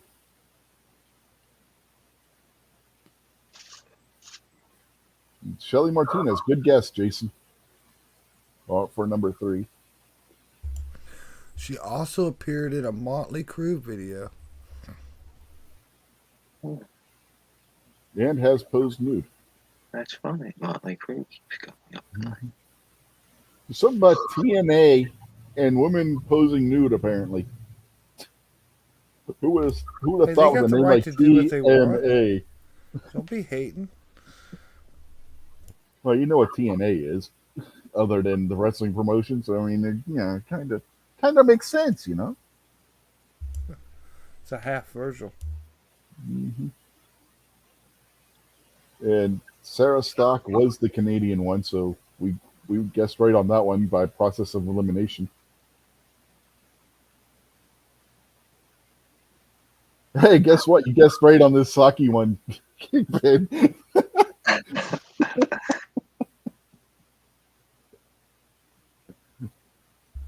Too goddamn buku.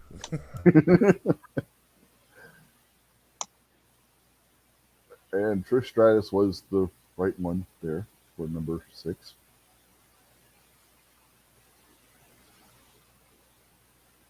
Hey, Tracy Brooks again. We got that through process of elimination. And number eight, Mary Lillian Ellison was the Fabulous Muda. The next one was Mae Young. Oh my God, we accidentally got them all right. Accident. Well, a couple of those were just sheer guesses, so we accidentally got them all right. See, I told you this would be an easy one, man. We got two more than the average.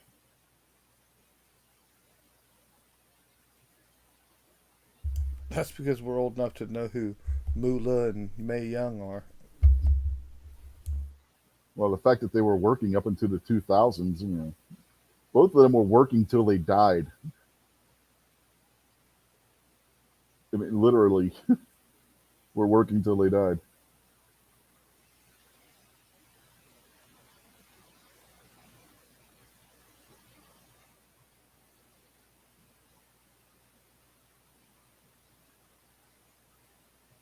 Yeah, let's go back to pro wrestling quizzes because that's not giving us any wrestling quizzes there.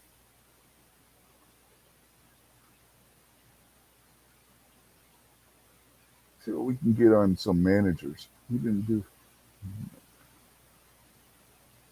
managers through the years. Ooh, it says that one's tough.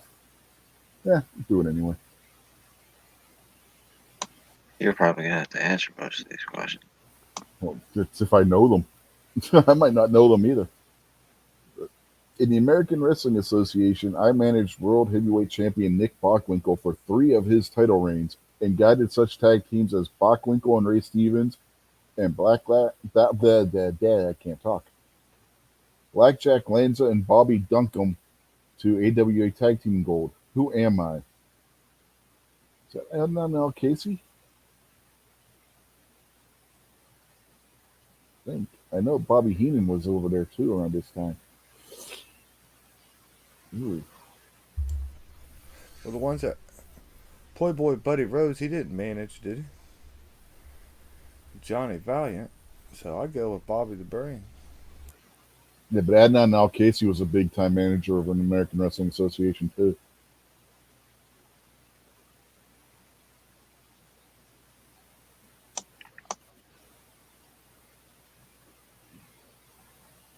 I know Heenan managed Hulk Hogan over there.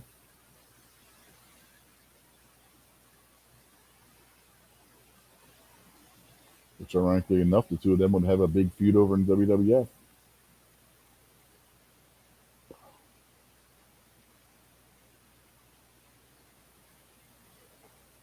Kingpin's not weighing in at all.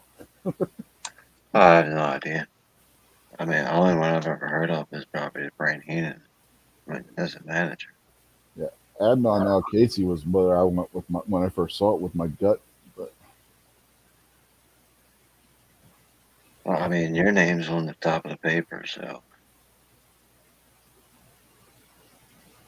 so Kingpin saying we should go with my answer. Is that what's going on here? I Watch, wouldn't.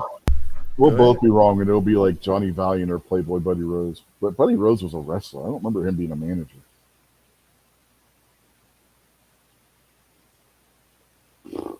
My first client as a manager was Oscar Crusher Verdue. Who am I? I don't know. Albano or Blassie or the Grand Wizard. Slick isn't old enough. What? My first client as a manager was Oscar Oscar Crusher. Verdue. It's either Albano, Blassie, or the Grand Wizard. It has to be one of those three.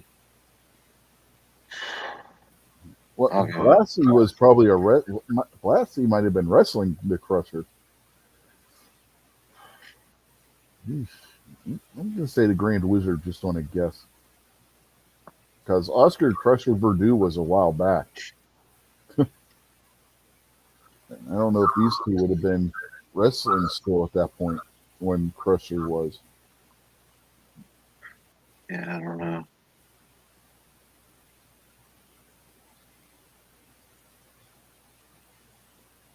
When Hulk Hogan first appeared as a heel in the World Wrestling Federation and feuded with Tony Atlas and Andre the Giant, I was at his side as a manager. Who am I?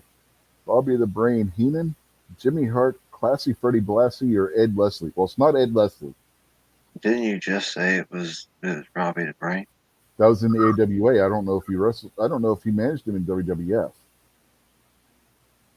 But that's where I was leaning was the Brain. But Ed Leslie, that's Brutus the Barber Beefcake's real name. So it's not him. Could it be Jimmy Hart? No, Hart wouldn't have been in WWE or WWF at the time. It would have to be Blassie or Heenan, and I'm thinking Heenan.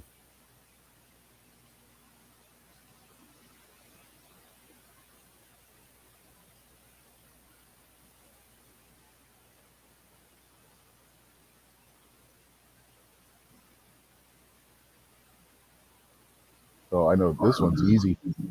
I led the Road Warriors and the Legion of Doom when they were not considered as one and the same. Who am I? Is it Sir Oliver Humperdinck, J.J. Dillon, Paul Jones, or Precious Paul Ellering? Come on, Kingpin, you should know this one. What's the name? What is it? Is it the Road Warriors joint? Yeah, the Road Warriors. Who was the Road Warriors manager? That was Precious Paul, right? Yeah.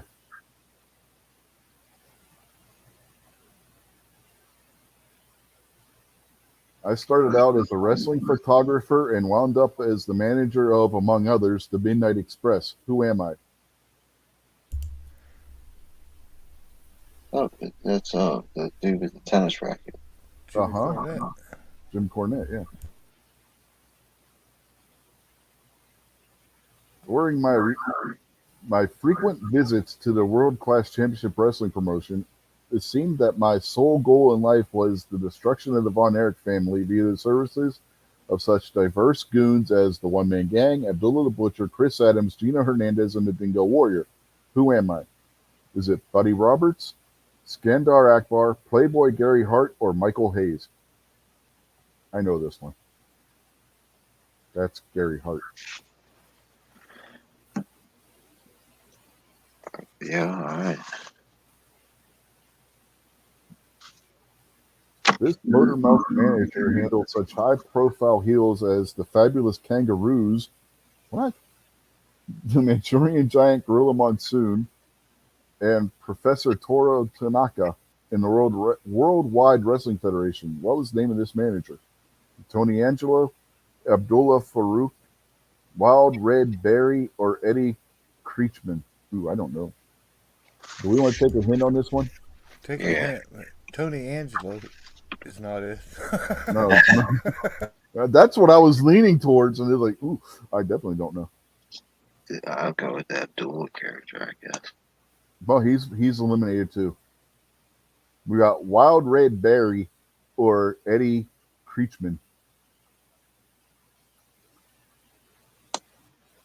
Jeez. I don't know. Every all the wrestlers had big time famous names, so I would go with like Wild Red Berry. Yeah, I'm like that. Early in my managing career, I handled such stars as Jerry the King Lawler, Terry the Hulk Boulder, Bobby Eaton, Stan Lane, Dutch Mantel, Jimmy Valiant, Paul Ellering, and Andy Kaufman. Who am I? Jimmy Hart, Lance Russell, Jim Cornette, or Colonel Buck Robley? Uh, Andy Jimmy Hart. Kaufman, huh? I think Jimmy Hart was Jerry the King Lawler's manager, wasn't he? He was in that territory. Stan Lane. I don't remember him. He Stan was. Lane was the guy that replaced Dennis Condrey in the Midnight Express. Yeah, I think I might have had his uh, little action figure. Uh, so I don't remember it. That was Jim Cornette's team, wasn't it? Yeah, but is Jim Cornette old enough to manage some of these other guys? Like Paul Ellering? Paul Ellering was a That's wrestler him. long after got And into it. I don't remember Jimmy Hart except for WWE with that stupid microphone. And Well, he was in Mid South, which was the territory that Lawler and them were all in at one point. I don't know. What do you guys think? I don't I know. think Jimmy Hart. Well, I know it's not Lance Russell because he was an announcer. What's the last thing? Say, Colonel Buck Robley. never heard. Who are some of those people? I Oh, know MKJO saying it's Buck, Colonel Buck Robley. Stan Lane, Bobby When E. when they say Andy Kaufman, they mean the guy from Taxi Yeah, who showed up on yeah. WrestleMania. Well, he wasn't on WrestleMania. He was on other things. I think it's I don't know. This that's what MKJO says. MKJO says Colonel Buck Robley. Like I said, Lance Russell was an announcer. He wasn't a All right, manager. all I right, don't think man. It's Cornette's old enough like for Jimmy Valiant or Paul Ellering. Jimmy Hart was in that territory. it's Yeah, let's go with the guys out there in the chat, man. Let's go yeah, with we'll their go with answers, man. MKJO's answer. I feel like Yeah. Jimmy Hart would have had like been up Andy Kaufman's alley because Andy Kaufman was wild and crazy and stupid. And Jimmy Hart, I don't know, shut up. Yeah, I don't know. Did Bobby the Brain Heenan once manage Hulk Hogan? Yes. Rich has just told us this like 3 times.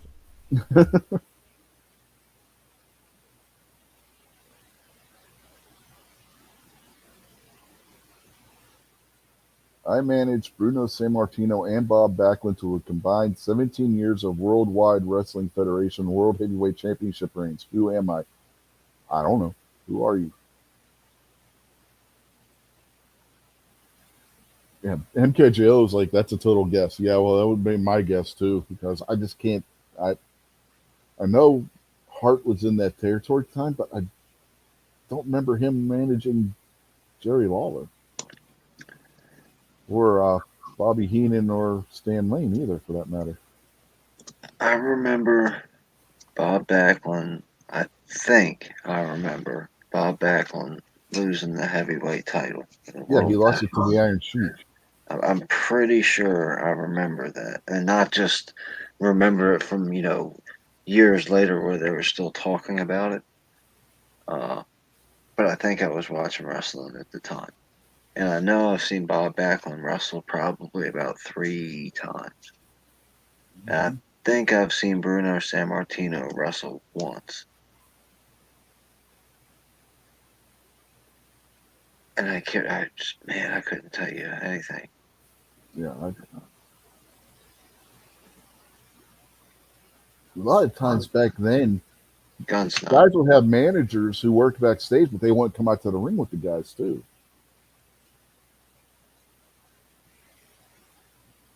Yeah, I don't know this one. I have no idea whatsoever. Gun stuff. Hey, it says two words. Gizzard Gary. The gun snuff. It's two Gary words. Gizzard. Hey, Gizzard Garrett would have been a good manager name, wouldn't it? Mm-hmm. Let's see how we did. No, no, it was Bobby Heenan. I don't remember Bobby Heenan with Nick Bockwinkel though. I don't remember Nick Bockwinkel.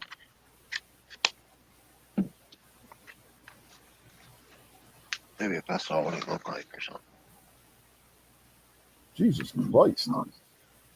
He, Bob, Bobby Heenan managed Nick Bockwinkel, Ray Stevens, the Valiant Brothers, Pat Patterson, the Blackjacks, both Lanza and Mulligan, Baron Von Raschke, Ken Patera, Ernie Ladd, Angelo Poffo, that's Randy Savage's dad, Superstar Billy Graham, the Masked Superstar, Ravishing Rick Rude, Ric Flair, Kurt Hennig, Killer Carl Knox, Big John Studd, Harley Race, the Islanders, Tully Blanchard, and Anders.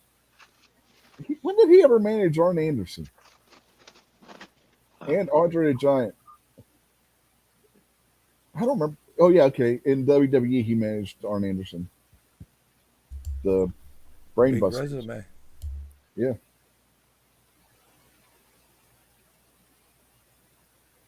He was No, always a good Captain Lou character. Albano was the manager for Crusher. Like back then, at least from my experience, the managers, fed into the emotion of watching the show. Like you always love seeing Captain Lou Albano come out. Because of just the excitement, the weirdness, and him having the stuff in his rubber bands hanging from his face. Mm-hmm. Bobby the Brain, you could always expect some shenanigans to go down when he would show up. Yeah. Elizabeth was super hot, and you were always concerned about one of those guys going over there and getting her while Randy's in the match.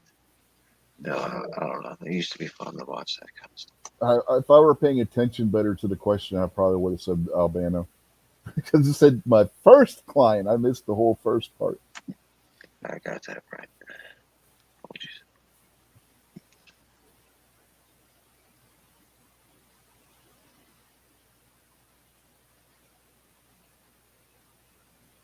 Oh, it says Class Freddie Blassie was the one in WWE. I knew it was one of those two, but for some reason I kept wanting. I was leaning towards Bobby, but it was Classy Freddie Blassie. Precious Paul Ellering led the Road Warriors. Jim Cornette's one. Yeah, we knew that. Playboy Gary Hart for the one guy I was going against. It was Wild Red Berry. Good guess, Jason. Yeah, Jason. It was Jimmy Hart in Mid South. Haha, told you. I just don't remember Jimmy Hart being with Jerry Lawler. You've had all this time that we've been doing this wrestling show together, and then all the time I watched you and Ellis, so you know. And they're saying Bobby the Brain Heenan never managed Hulk Hogan. That's bullshit. What's it all say right there? By the way, the Gun Snob was not the one who managed Bruno Sammartino and Bob Backlund. It was Arnold Scotland. I should have known that. Scroll up That's to all the the very answer first was like, question again. huh? Scroll up to the very first question again. The very first one? Yeah. So the answer on that was Bobby Heenan, right? Yeah. Okay, and it doesn't have Hulk Hogan in that, does it? No, it doesn't, which is stupid because he did. Because Bobby Heenan talked about how he was Hogan's manager when Hogan was first starting out. I was actually going to say something when you were reading that list. Yeah.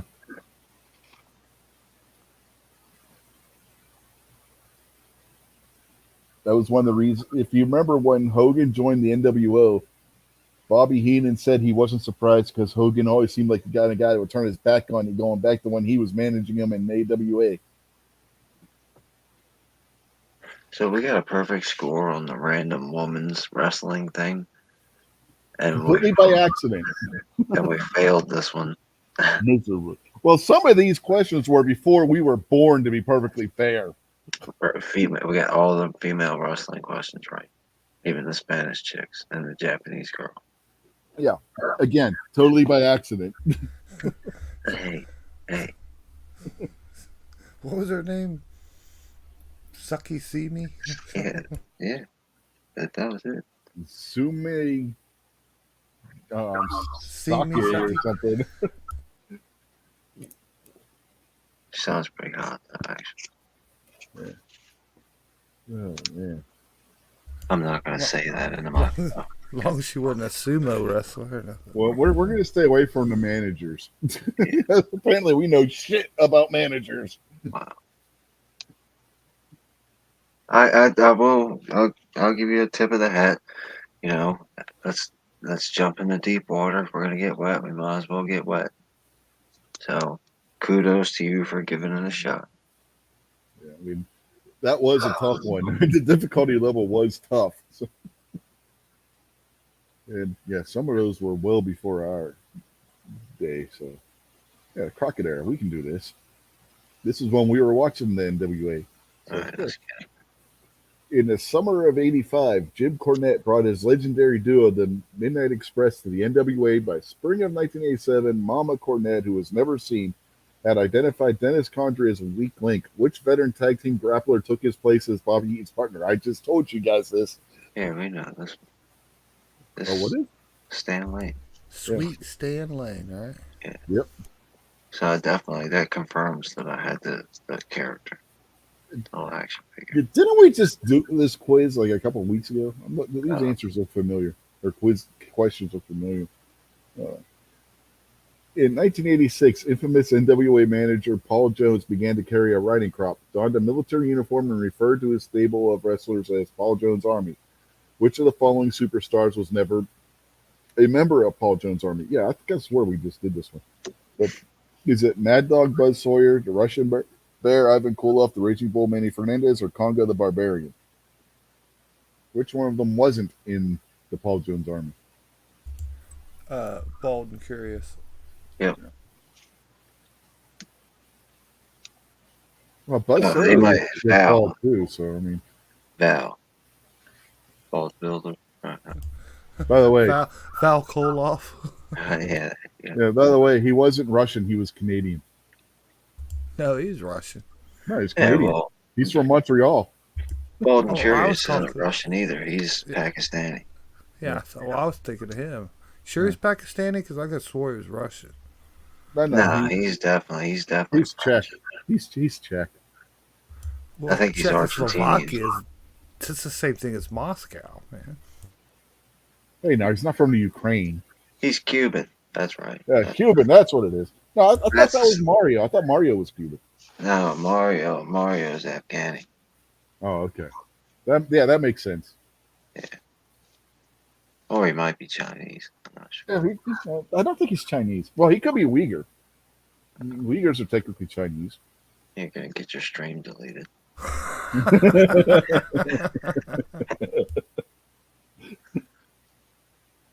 In early 1985, Ivan and Nikita Koloff joined forces with another wrestler to make a formidable three-man team. This wrestler was not a Russian, but actually an American, well, so was Nikita Koloff, who had embraced the communist way of life. Who was this American trader who joined the Koloffs? Was it Soldat Ustinov, Nikolai Volkov, Alexis Smirnov, or Crusher Khrushchev? I don't know. I wasn't paying attention. Who was the third member of the Russians in the NWA? Crusher Khrushchev. Yeah, because Nikita was the name of the regular guy, right? Nikita was the big guy, Yeah. and Ivan was the short little guy with the bald head, who was actually from Montreal. Yeah, I remember as a kid being like when you're really into it, and then you see whoever Nikita Koloff has got to wrestle against, and you feel bad for the guy because you think Nikita's gonna hurt him. Well, Nikita could have. Nikita was very stiff when it came to wrestling. In the spring of 1986, Ronnie Garvin had his hand broke when he was attacked by Tully Blank. Yeah, we did this one. Yeah, No, we we'll do it did. again. Yeah, we did this one.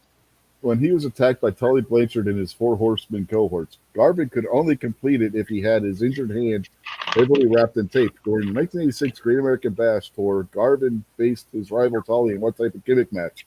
And the last time Jason got this right, so I expect him to get it right again. Was it a tough man match, a taped fist match, a last man standing match, or a bare knuckle brawl? I don't know, but I'm gonna hope Jason gets it right again. And by the way, Snobby, I've answered the two questions with Gun Snob is the answer, and both of them they marked wrong, and both of them they were dead liars. It's got to be the tape fist match, right? Yeah, that's what you got right the last time.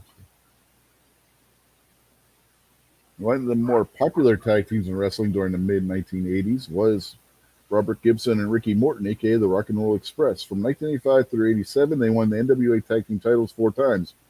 Which team did Morton and Gibson not lose the belts to? Was it the Midnight Express, Ole and Arn Anderson, the Kolovs, or Manny Fernandez and Rick Rude? This was the one that stumped me the last time because I Uh felt huh. like I don't remember the Andersons beating the Rock and Roll Express. Because they didn't. Yeah, They fought them a few times and lost every time. yeah. Arn didn't successfully take the tag team titles off of them until he was teaming with Tully Blanchard. All right, so I guess that's the answer, right? Mhm. One of the highlights of the time period was the annual Great American Bash Tour, which actually was a series of shows during the month of July. On July 11th, 1987, 2 shows were run at 2 separate venues. One show, Lex Luger defeated Nikita Koloff to win the U.S. Heavyweight Championship. What title change occurred on the same evening at the other Bash show? Okay, I remember what the answer to this one was. Was it Ronnie Garvin defeated Ric Flair for the NWA World title? Steve Williams defeated Big Bubba Rogers for the UWF Heavyweight title. Sting defeated Terry Taylor for the UWF TV title. Or the Midnight Express defeated Rock and Roll Express for the NWA Tag Team titles. And the last time you guys got it wrong with that answer. So it's one of the other 3. Is this the Ronnie Garvin one? I don't believe it was wrong. I don't believe it was Yeah, that. I thought you just said I thought you said we got the Midnight Express one wrong the last Yeah, time. the Midnight Express one was wrong. Yeah, But you got to remember, this was after Crockett Promotions had bought the UWF, so it could be any one of those 3. I don't know. I'm gonna guess the Ronnie Garvin thing, but I mean I defer to Jason. You want to take the hint? Well, I mean, Yeah, go with the hint. That's one of the top 2.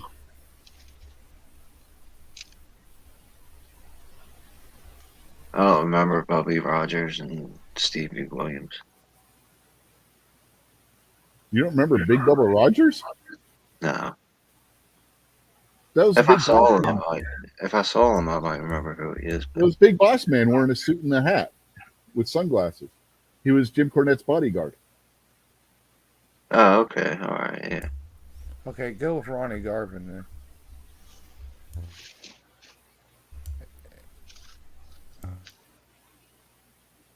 During this time period, the legendary American Dream Dusty Rhodes served as the booker. This is the Who Man. This is who. I don't think who belongs in there. Makes the man. It's either this is the man or this is who. This is the Who Man. Who was it? Who? Oh man. Anyway, this is who makes the matches and comes up with the angles. In addition to having great feuds and finding young talents, Rhodes also popularized a certain finish to a belt. What was this ending called? Montreal Screwjob, the Dusty Finish, the Chaos Effect, or the Madman Finish? You guys got this one wrong the last time. I don't know. And I told you the right answer if you remember what it is.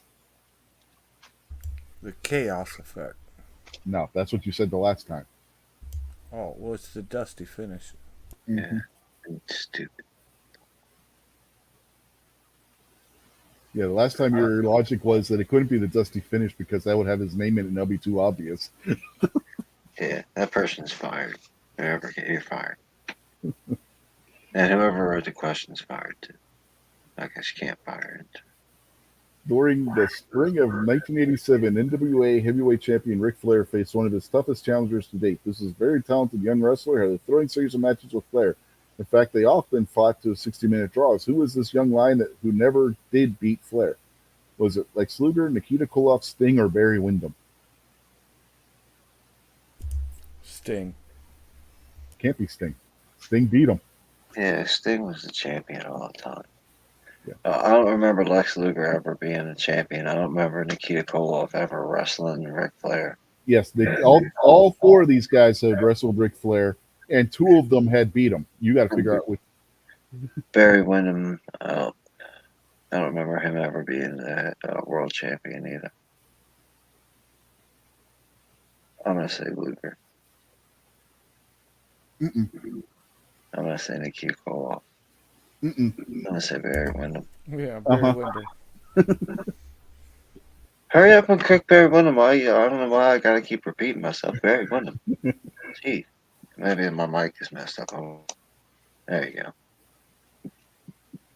Yeah, Luger and Sting had both beaten Flair for the title. Nikita Koloff never did, but Barry Windham would wrestle him to 60-minute draws.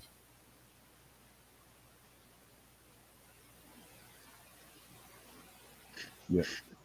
So, for over 2 years, Paul Jones and his army waged war with perennial favorite Jimmy Valiant. These men competed in just about every gimmick match, including the famous hair versus hair match. Which of the following never had his head shaved during this feud? Paul Jones, Shaska Watley, Jimmy Valiant, or Manny Fernandez? I remember not knowing this answer either.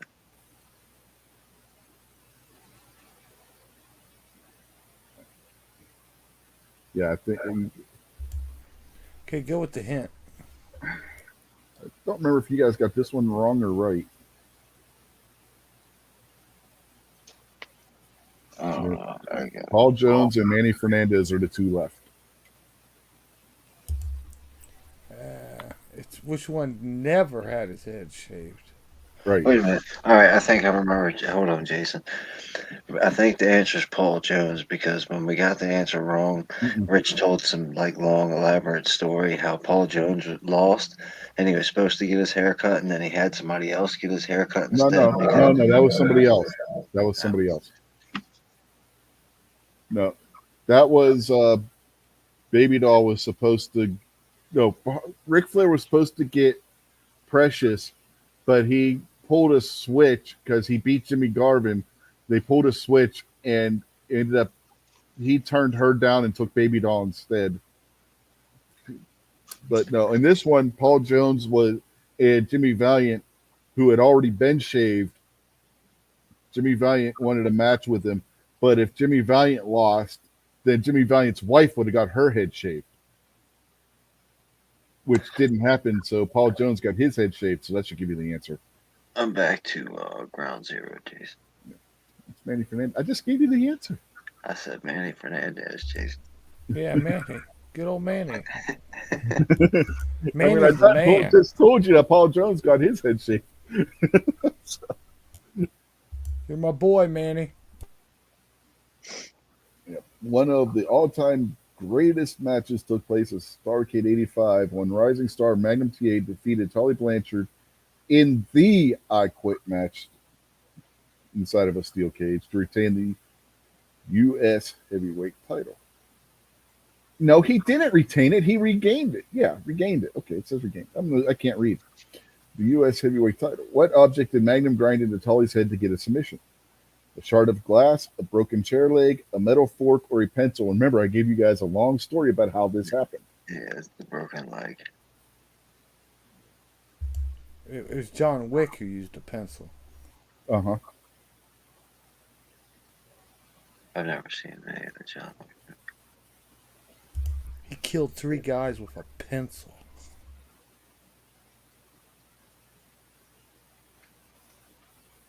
Yeah. And you guys ever see Shoot 'Em Up? The one dude killed like three guys with a carrot. Yeah, I've never seen For 3 years, beginning in 1986, the prestigious Crockett Cup paid homage to the legendary Jim Crockett Sr., who passed in 1973. Which of the following teams never won the Cup in its 3 year existence? Luger and Sting, the Road Warriors, the Rock and Roll Express, or Nikita Koloff and Dusty Rhodes?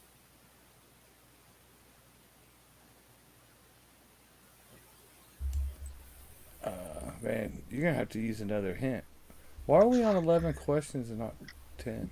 this. Because this was a 20. Oh, this is that long one. Mm-hmm. Damn. So Oh do we man, get extra hints? no, I don't think so. I don't think so. But you guys need the hint, or do Man, you remember? I feel like,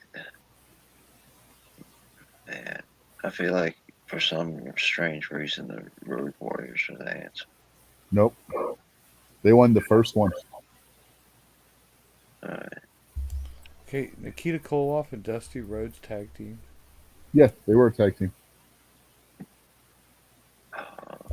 The American Dream and the Russian Nightmare. Yeah, they were the superpowers. Hey, the Rock and Roll Express never won the Crockett Cup, did they? Nope. Yeah, I didn't think so. I didn't see they were on the list.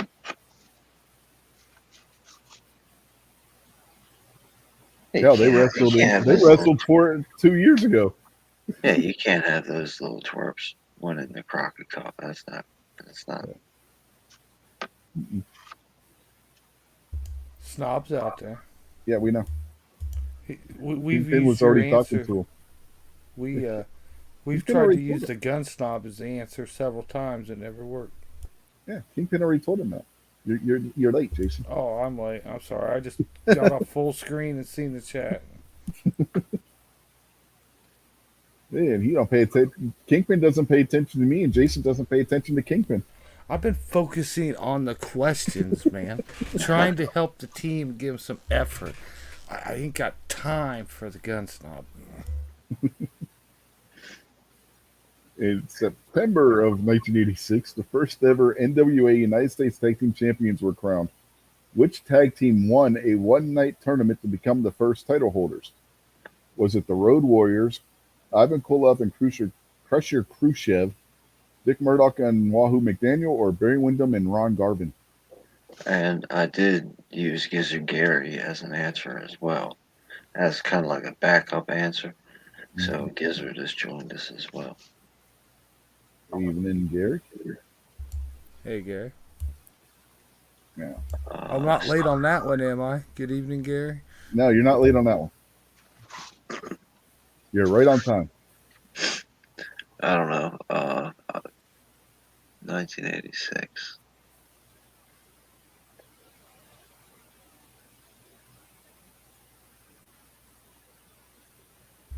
Hey, did you ever hear the one about a redneck and an Indian walking in the bar? Not yet.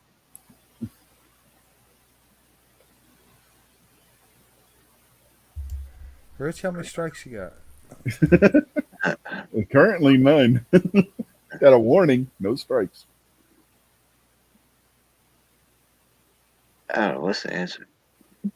Um, I think it's Koloff and Khrushchev. That's good.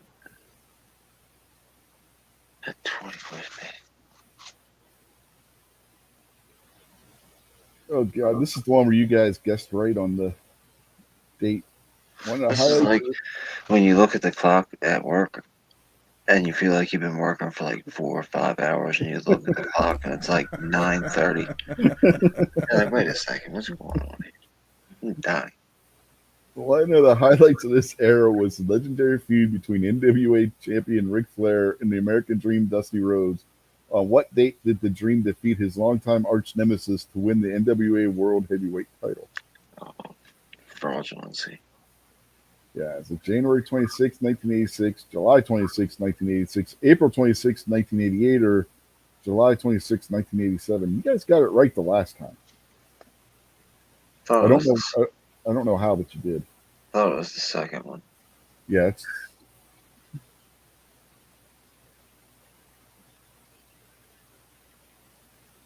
In early 1988, Paul Jones paired the Barbarian and the Warlord together and dubbed the duo the Powers of Pain. They immediately began a feud with the Road Warriors, but just as the angle was about to climax, the Powers left for the WWF. What did the Warlord and the Barbarian refuse to do which caused them to defect? Shave their heads, lose a series of scaffold matches, legitimately break the leg, or compete in a ring that was on fire? Oh, I remember answering the beard thing because I couldn't picture these dudes shaving theirs. What they were calling beards at the time because they didn't really Mm-hmm. have beards. But then you said something about like these maniacs wanted them to break their legs or something. Well, I know shave their beards was. I believe that shave their beards was wrong, wasn't it? Let's go back Yeah, to I'm the pretty hint sure it here. was because remember the barbarian had kind of a goatee and the warlord just had the Hulk Hogan type of Yeah, he had mustache. like the Fu Manchu thing going. Well, man, it's got to be. What about the ring on fire? No, Because, the That was a Barbarian and the WWE Warlord thing. That was a yeah, versus the WWE Road thing. The Warriors? Inferno matches, and that didn't come till later. yeah, they didn't. It wasn't a fire match. It was something. Is what was the other one? What do we got? Lose a series of scaffold matches. Oh man, was it that? The Road Warriors were in a few of those with the Midnight Express. Yeah, I remember the scaffold matches. I was It's so kind of crazy. concerned at the time. Like, why are these dudes? That's pretty stupid. Hmm. This is so crazy, and these questions so crazy. Let's go with to break their leg.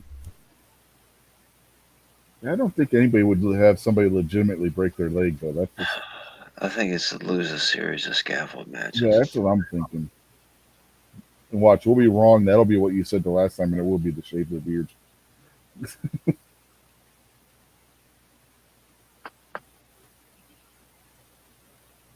In Maybe we still September got 5 more of these. 6, Yeah, 6 more of these. yeah. In September 1987, the Rock and Roll Express lost the NWA Tag Team titles for the final time to Arn Anderson and Tully Blanchard. Many maintained that this bout should never have taken place because shortly before the match, Ricky Morton was attacked and his shoulder seriously injured. Who attacked Morton and injured his shoulder? Was it the Midnight Express, the Koloffs, the Road Warriors, or the New Breed? I think it was the Road Warriors was the answer. No, don't think it's the Road Warriors. I don't know. You got to guess, Jason. No, not really. All of them could have done it. Well, Koloffs. it couldn't be the Koloffs at that point. That's what I just said. It couldn't be the Koloffs. It's Midnight Express, I guess, because I don't even know Yeah, who I the think New that's who Breed it was. is. The New Breed were the guys that came out wearing laser tag. I don't, They didn't last long. On March 27th, 1988, Jim Crockett aired a free event on TBS the same day that WWF had its WrestleMania 4 pay-per-view. These events continue to take place usually every 3 or 4 months apart. What was the event called? Clash of Champions, Battle of the Belts, Parade of Champions, or Super Clash?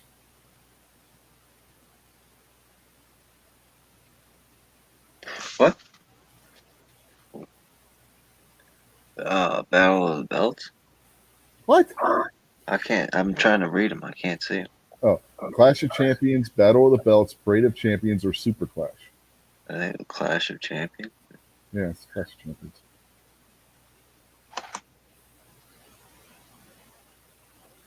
One of the last acts Dusty Rhodes did as Booker was to turn the legendary Road Warriors heel. In January 1989, with Ted Turner now in charge, Rhodes was fired for an especially brutal television spot. What did Rhodes make the Warriors do to him that led to his dismissal? Shove a spike in his eye, stab him with a knife, throw acid in his face, or slice him with a razor. I remember when this happened. Yeah, there was a spike in the eye. Yeah, they were the NWA six-man tag team champions at the time. That was right before WCW split from NWA. In late 1987, this longtime mild-mannered wrestler with an outstanding collegiate background, fell under the guidance of the demonic Kevin Sullivan. Who was this wrestler who defeated Nikita Koloff for the NWA uh, World Television title just weeks later? Was it Larry Zbyszko, Mike Rotunda, Ron Simmons, or Al Perez? You got this one right the last time. Do you remember what the answer was?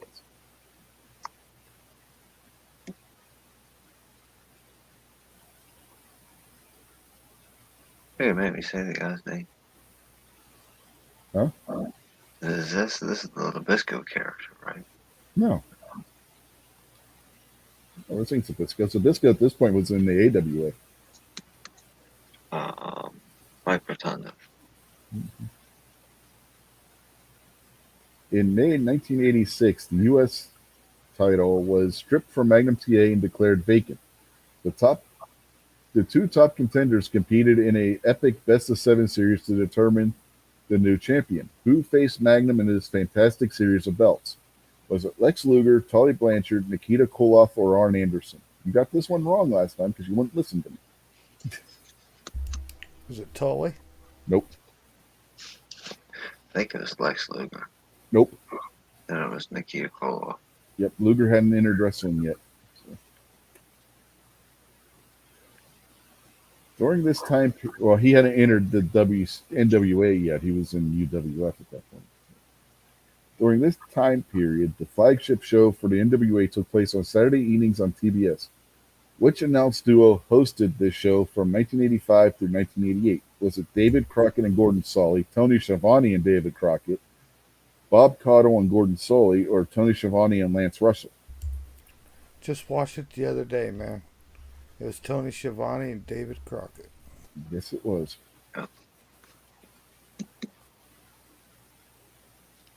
Tony Schiavone was always my favorite. I never really liked Mean Gene Okerlund all that much.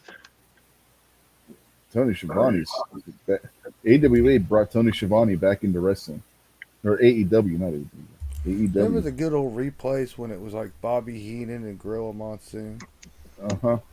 Yeah. Primetime Wrestling on USA Network. That was Monday nights at what, 9 o'clock?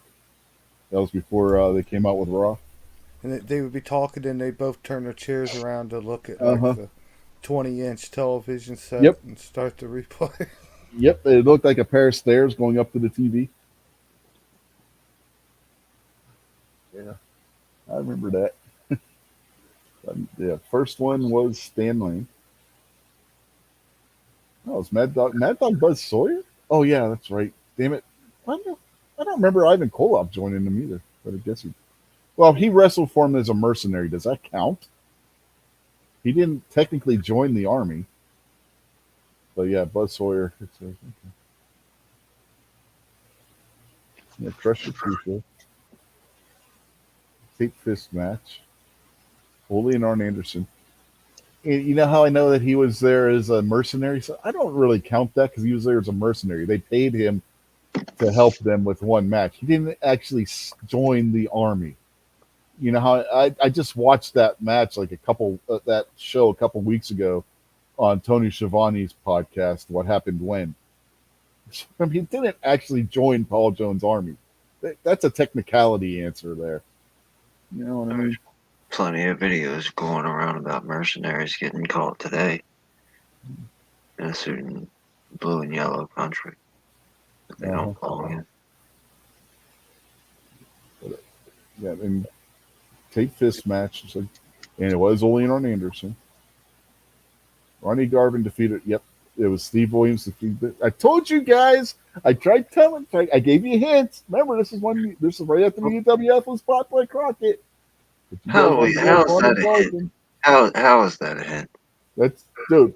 I'm telling you. But yeah, you got to remember this was right after. Come on, guys. This is right after. That's got it wrong twice now. And I even told you twice. That would be like I tried telling you. That would be like a creature from Jupiter landing in your backyard, and you're giving them directions on how to get down the street. Like you're gonna say a whole bunch of stuff, and that thing's looking at you like, "What?" I tried telling you the last time it was the UWF one, but you guys took the Rock and Roll Express. Boy. Doesn't finish.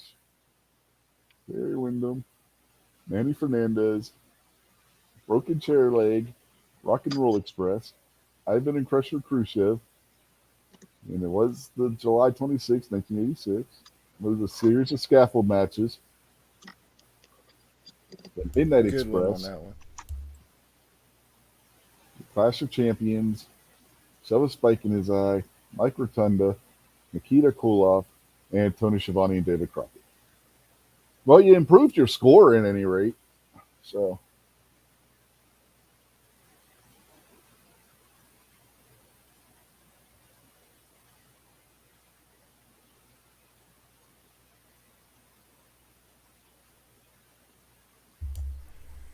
Oh, Rich, I about ready to have to tap out on this one, man. yeah, I was getting ready to shut her down. We've been going for 2.5 hours.